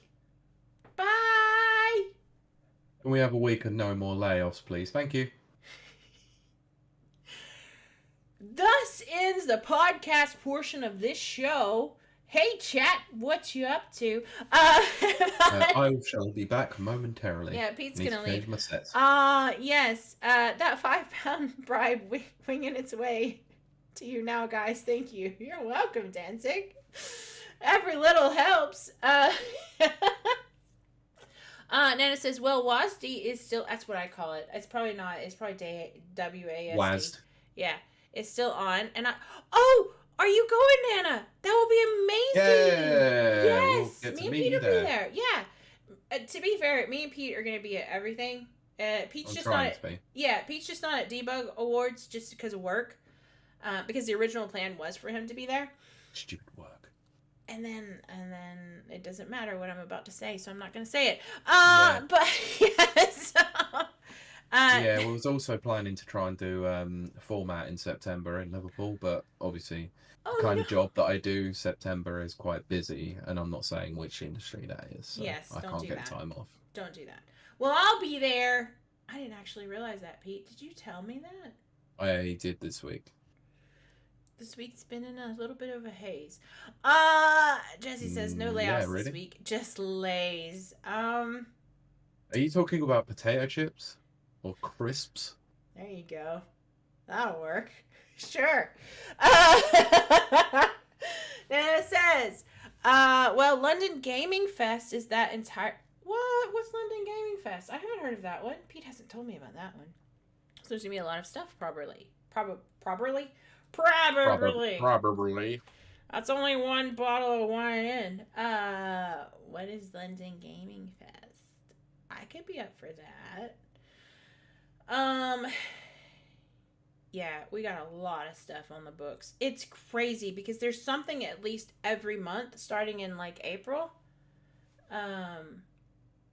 And then see that room that Pete's in? I'm going to be sleeping in there. So, you know, maybe. It's not what you think. We'll do a live broadcast from there, Pete. That would be so funny. We will try to do it, yeah. Yes. So long as we can get the mics organised in a proper way. I wonder if I should bring my mic. We'll see. If not, just bring your laptop and you can go sit in the other room. But that would be weird. Why don't we just sit in the same room? Or do you not want to podcast in the same room together? No, I'm more than happy to do so. It's just if the mics are too close together, then you'll get echo. See, I don't know all that stuff. That stuff is boring to me. This is why I run the show. Danzig says, can I send you loads of personal facts about my protege, Lewis, so you can creep him out at Debug Awards? Yes, please. Do it right now. Put it in chat. Yes. Because Mags and I, we are going ham on some networking. I would love creeping people out. Just It's what you do best. How's your twin daughters and their birthday that was last week? And he'll be like, who the frick are you? And why are you stalking me? Exactly. Nana says, oh God, really? What? That I'm going to be staying with Pete? Yeah, that's like a thing that's actually going to happen. Correct. How funny is that? I mean, it was supposed to happen for Timeless, but you're going to fly into Manchester instead. Pete, Lewis is one of the biggest Time Splitters fans ever, so Pete could get his nerd on. Oh, please do. Please get him. Please, can we just do an episode on Time Splitters? Pete, you've been asking that for 4 years. So it's never going to happen then? It might have to happen. I think I'm starting to relent. So you mean there's a chance? So you're saying there's a chance. Yes! Nana says, no, as in there's something every month. Yeah, there's literally something every month. And if you can't, literally, this isn't, I know what you think it is, but it's not really. If you are around Manchester in August, we are going to be at Timeless.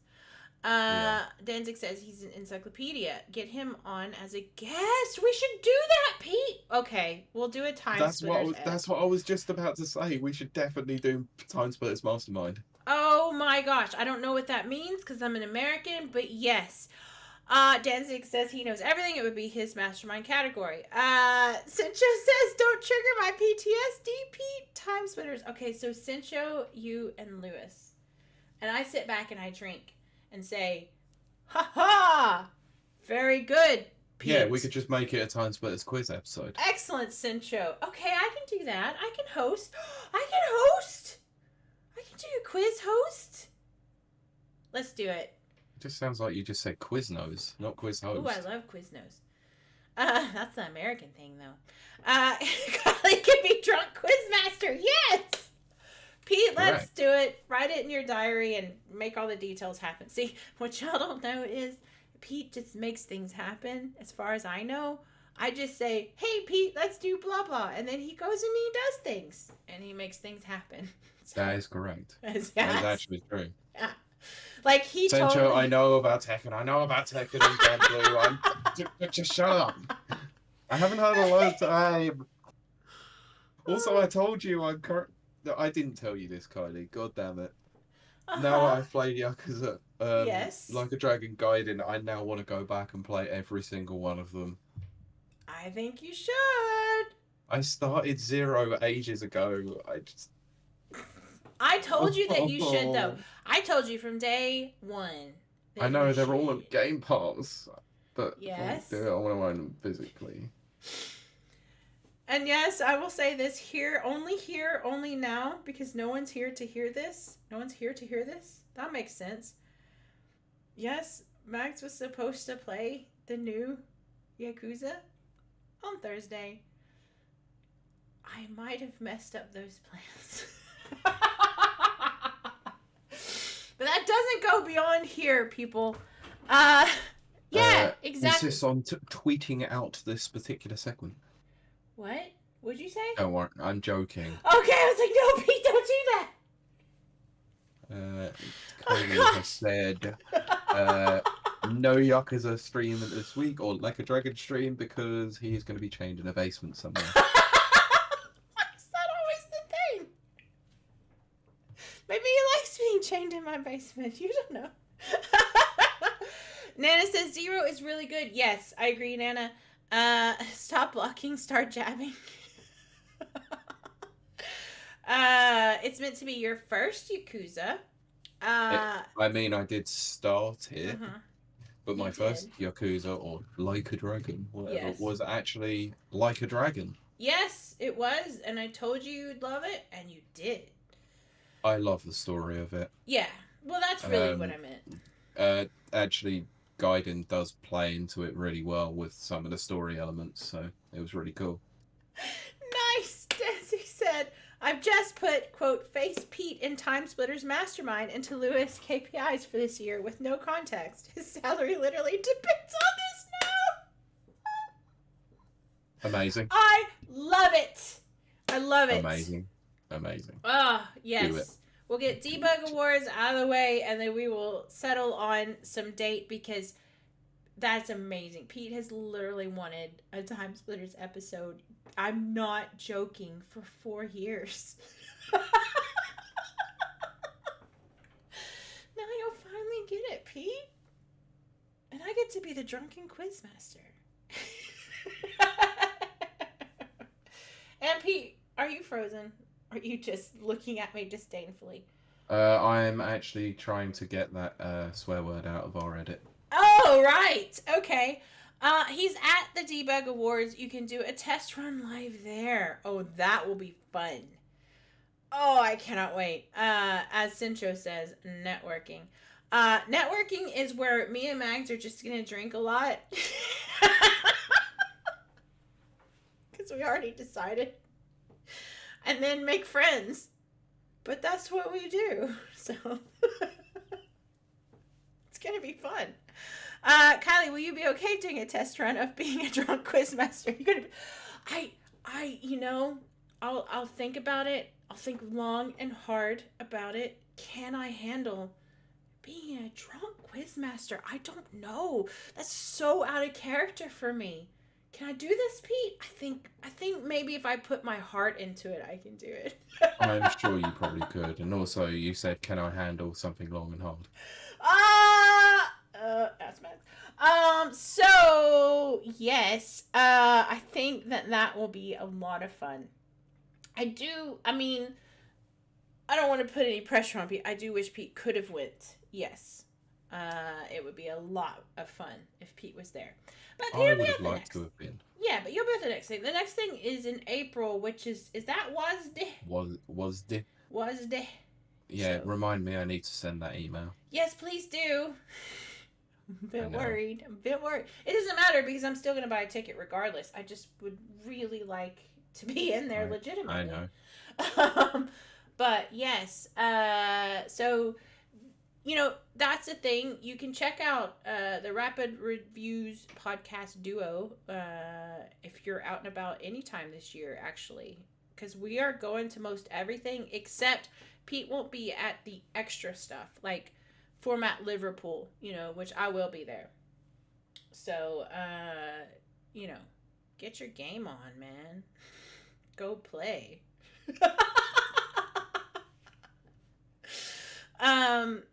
Wow, I'm about to finish out a full bottle of wine again when I said, oh, I'll only drink 2 glasses. So whoever voted in the poll,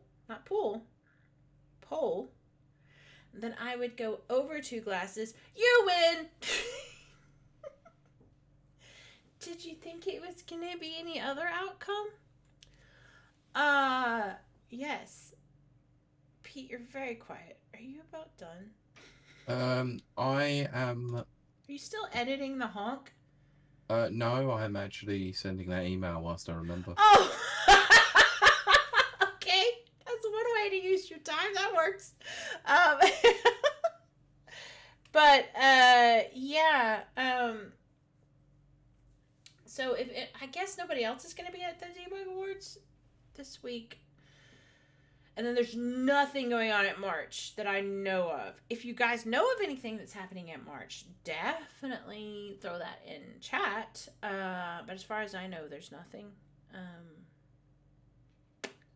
And then April is it, which is gonna be freaky. I'm flying so much because what you might not know is I'm actually in Belfast, Northern Ireland, which thankfully it's cheap to just like hop on a plane and fly over to the UK mainland. It cost me like 30 quid. It's like, okay, it's like less than a taxi ride or whatever.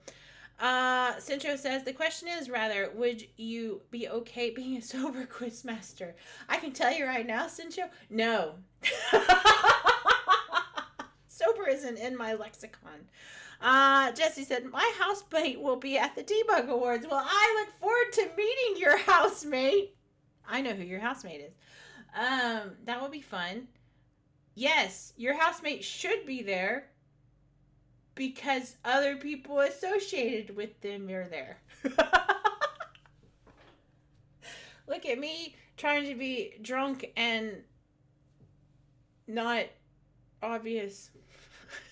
Subtle! Oh my gosh, Pete, I forgot the word subtle! You see what I've got to deal with every week, people. It's a word that exists and I forgot it.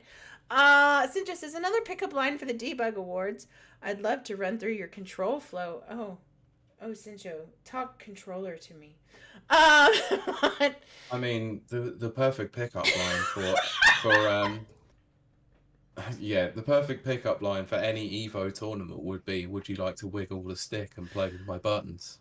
I love it. I need a t-shirt that says that. Jesse says, my housemate is shagging the daytime organizer. How's that for subtle? Well, some people might be shagging one of the hosts. That's all I'm saying. That's the thing that happens. It's cool as an intoxicated cucumber. Yes. Are you a vegetable? Because you sure look like a cute cumber. Centro says, I will fill every last bit. Centro, you're really good at pickup lines, which is scary. And look, Cincho, you don't have to redeem hydrates for me. I already have to pee. That's an in-joke, Pete, for me and Cincho. Oh, okay. Fair enough. And yes, Cincho says the scary thing is that I'm actually married. Yes. Doesn't need the pickup lines anymore. Nope, but he just has them at the ready. Just in case. Just in case. There you go. Just make sure you don't tell the wife that. I got them in my back pocket just in case me and you ever split. Unless she's into it. Some people could be. I don't know. I mean, yeah, you could do the whole thing of, we'll just go and meet each other at a bar. Cincho says, my debugger is always enabled. I love what Dancing says.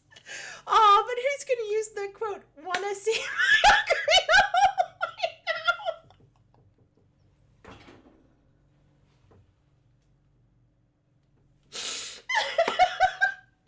Bearing in mind, we have an episode called This Is Not a Joke. Link the Twink, my playground boyfriend, which Cincho named. Cincho named that episode. Isn't that right? Still haunts me every time. I love that. I love that. It was a great episode. Oh my god. Dancing says, I bet you can make That's brilliant. Do y'all remember Dark Cloud? Does anyone on the planet remember Dark Cloud, which was a PlayStation game I absolutely adored? Just tell me in chat if you remember it. It might just be I remember I don't remember the game, but I remember the artwork for sure. Oh, it was I great. saw it a lot. So good. It was the first game I played where I was conscious of the day-night cycle, and there was a fishing mini game, which at the time I thought was cool, but then there's been many fishing mini games since in other games, and I'm like, oh, goodness. Yeah, so Pete, are you still editing the episode? Well, I'm doing stuff in the background, so it's just, yeah. Well, I finished an entire bottle of wine, which is funny because I opened the show saying, I'm going to have 2 glasses. So my wonderful trainer tomorrow will get to know that I had 750 calories over my allotment. Yay me! I'm always going above and beyond.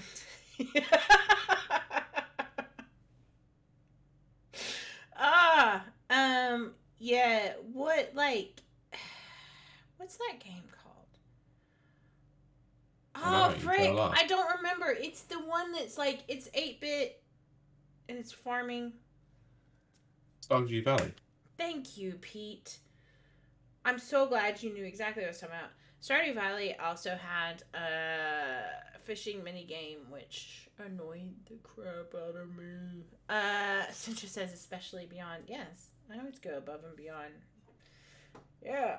I actually have a second bottle upstairs. But I think that's the private reserve. Yeah, exactly. I also have to really go to the bathroom. But that's the sacrifices I make. Very soon. Yeah, we'll wrap it up soon. Oh yeah, because we're past the 2-hour mark, Pete. We made it. Yay. Especially beyond. Above is too exhausting. Yeah, you're right. Yeah, also I need to get this Twitch stream done and exported. I'm glad, because sometimes I forget that. Yeah, I know. Yes, for people who don't know, we have wonderful archives over on YouTube. Go watch them, please. But we also have a podcast that is delivered every week, every single place that podcasts are available. It is available as well under Rapid Reviews. Radio podcast. Sorry, sometimes I forget the radio part. Oh, I know.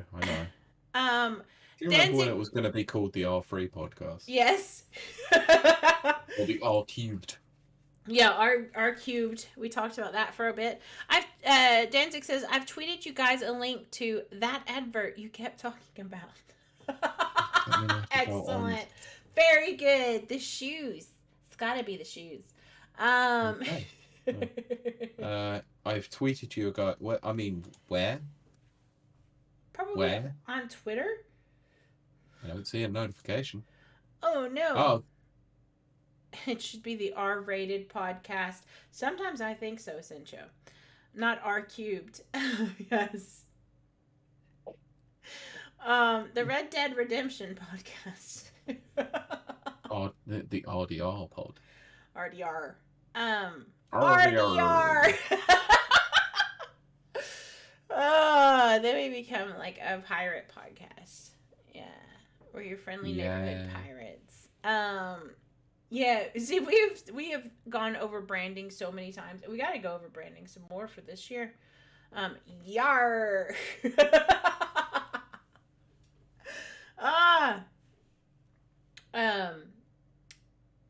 Yeah, Pete, we actually do need to have it. I know we do. I did ask you during the week. You did. Get time to do so. So. Yeah, so a lot of things for this week. You don't know. Is Pete like asks me all the time, can we do blah blah, and I'm like, yeah, totally, and then I go and shall we go over how many times I had to ask you what about the timeless hotel? Is that what's about coming? The timeless hotel? Yeah. Did I have to give you a reminder every single day for well over a week? Yes, every single day he had to remind me that I needed to book. Well, not book, but approve. You needed to send me money. I needed to approve the booking for Timeless because that's a thing that I needed to do, and then I did it, and now we've got hotels for Timeless. Watch me not stay in that hotel room.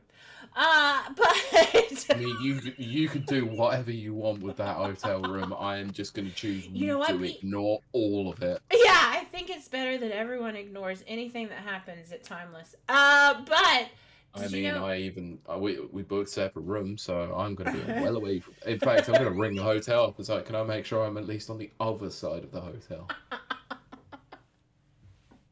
And well soundproofed. But did you know, Pete? I'm actually might bring Lynn up for that. No, you didn't tell me that. Nope, I've been formulating a plan, trying to think of how I can do that. For those who don't know, and some people do, Lynn is my Texas friend. Wow, that was super early. She was in the chat. Yeah, I was going to say, she used to be in chat. She's been on the show, but she was sitting over there. And she loves the show. But she's my Texas friend, and I might bring her up to Timeless. Please do. That would be awesome. I'd like to actually say hello. Properly this time. Freaking love that. Cincho says you can do whatever you want with the hotel room. I smell disaster. Oh, Cincho, you just don't know the half of it. Not only do I... No, I'm not going there. I like what Jesse says, and I should put it on a t-shirt. What happens at Timeless stays at Timeless. Yes, and in my phone forever. That would be great, Nana says. Danzig says, wait, as a new person to the show, it sounds an awful lot like a drunk hallucination Kylie and we all went along with. That's exactly. I mean, it's accurate. We have 186 episodes, and they're all drunk and hallucinate.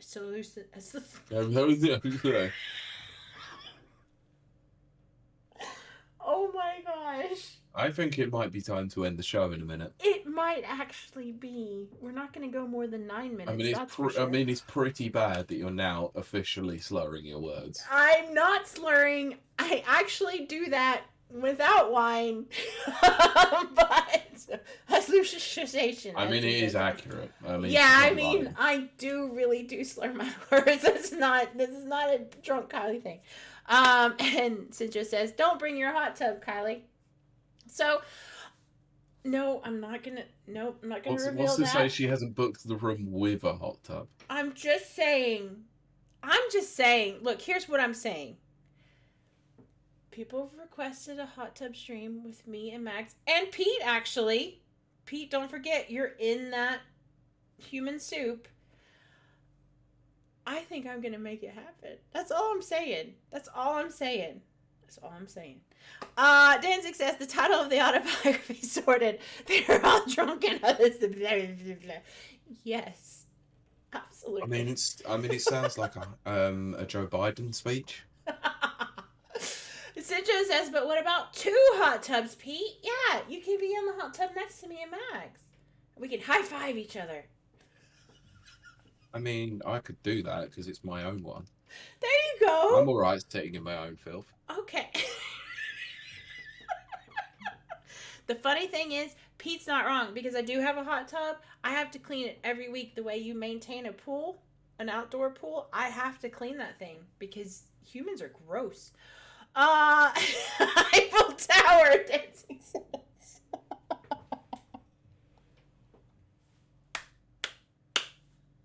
Excellent. Oh, Cincho says, my Eiffel Tower is nobody's business. We've got about 7 more minutes at the most, people. No, we can't. I need to pee. You're not gonna make... Okay. We're not gonna make it 7 minutes. So say what you gotta say. We're gonna wrap it up. What? 7 seconds. Oh, Pete, wow. You're a 7-second man, huh? Cincho says... No, actually, 37. I don't need to know that, ever. Unless you want to know obviously. mine. I now know mine. But anyway... I don't think that is appropriate for us to discuss. Cincho says, human soup is the new flavor for dog food. Cincho says, I'm not talking without my lawyer. Big Jesse says, every second with Pete is heaven. 7 minutes of heaven. That is incorrect. Every second feels like a minute. Oh, Cincho says, stay cool, peeps. See you next time. Yes, Cincho. Yes, absolutely. As Peep, Pete, I've renamed you to Peep. And I want to reiterate, this isn't because I'm drinking wine. I literally cannot speak as a normal human. My brain and my mouth don't work right. But anyway, Nana says 7 minutes. 7 minutes is all I can spare to play with you.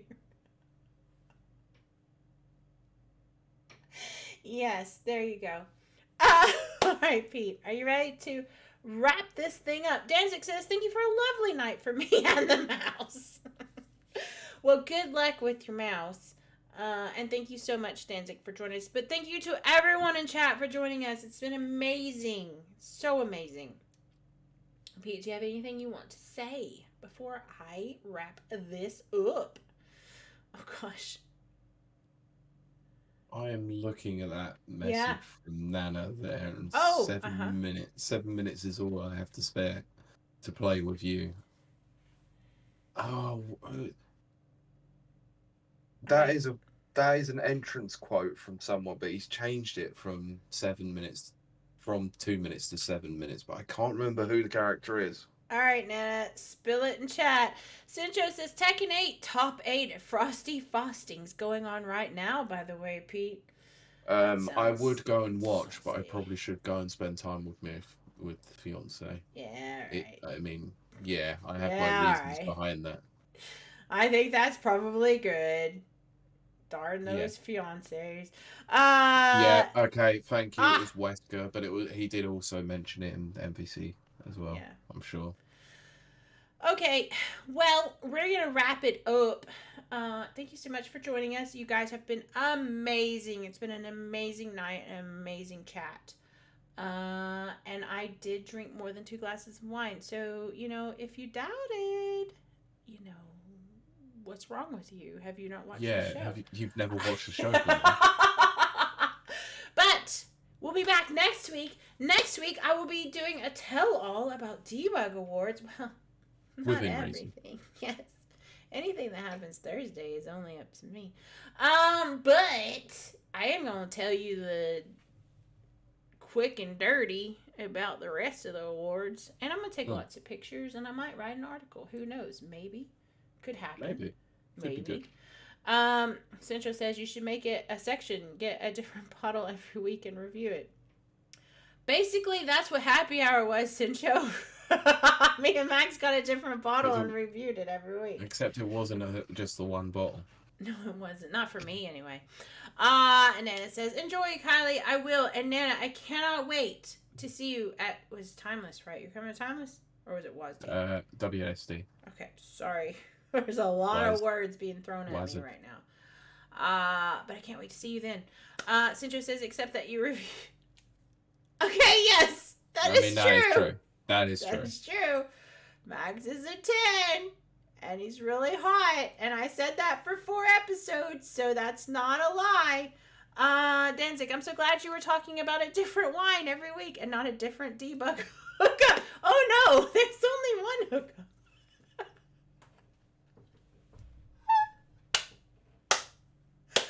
Oh, Jesse, the things you know is frightening. Anyway. Just oh my god. Just end it now, please, before this goes on any longer than it needs to. Oh my gosh, and he's supposed to watch this? Let's see if he actually does. Oh no, I'm gonna get a message.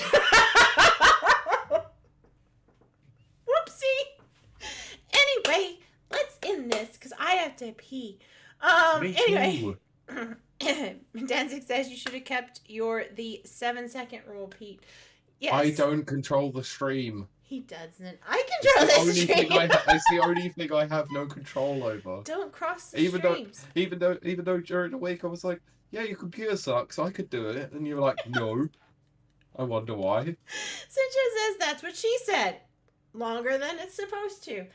I'm not incriminating myself any further. I'm going to wrap this up and also go pee. But anyway. I'm sure there'll be several things wrapped up, but hey. Oh! But anyway, thank you so much. We almost made it to 2 hours and 30 minutes. And actually, if I wait 20 more seconds, we actually will. So I'm going to draw this part out longer. Let's see how that goes. We still have 10 seconds. Anyway, thank you so much, chat. You're amazing.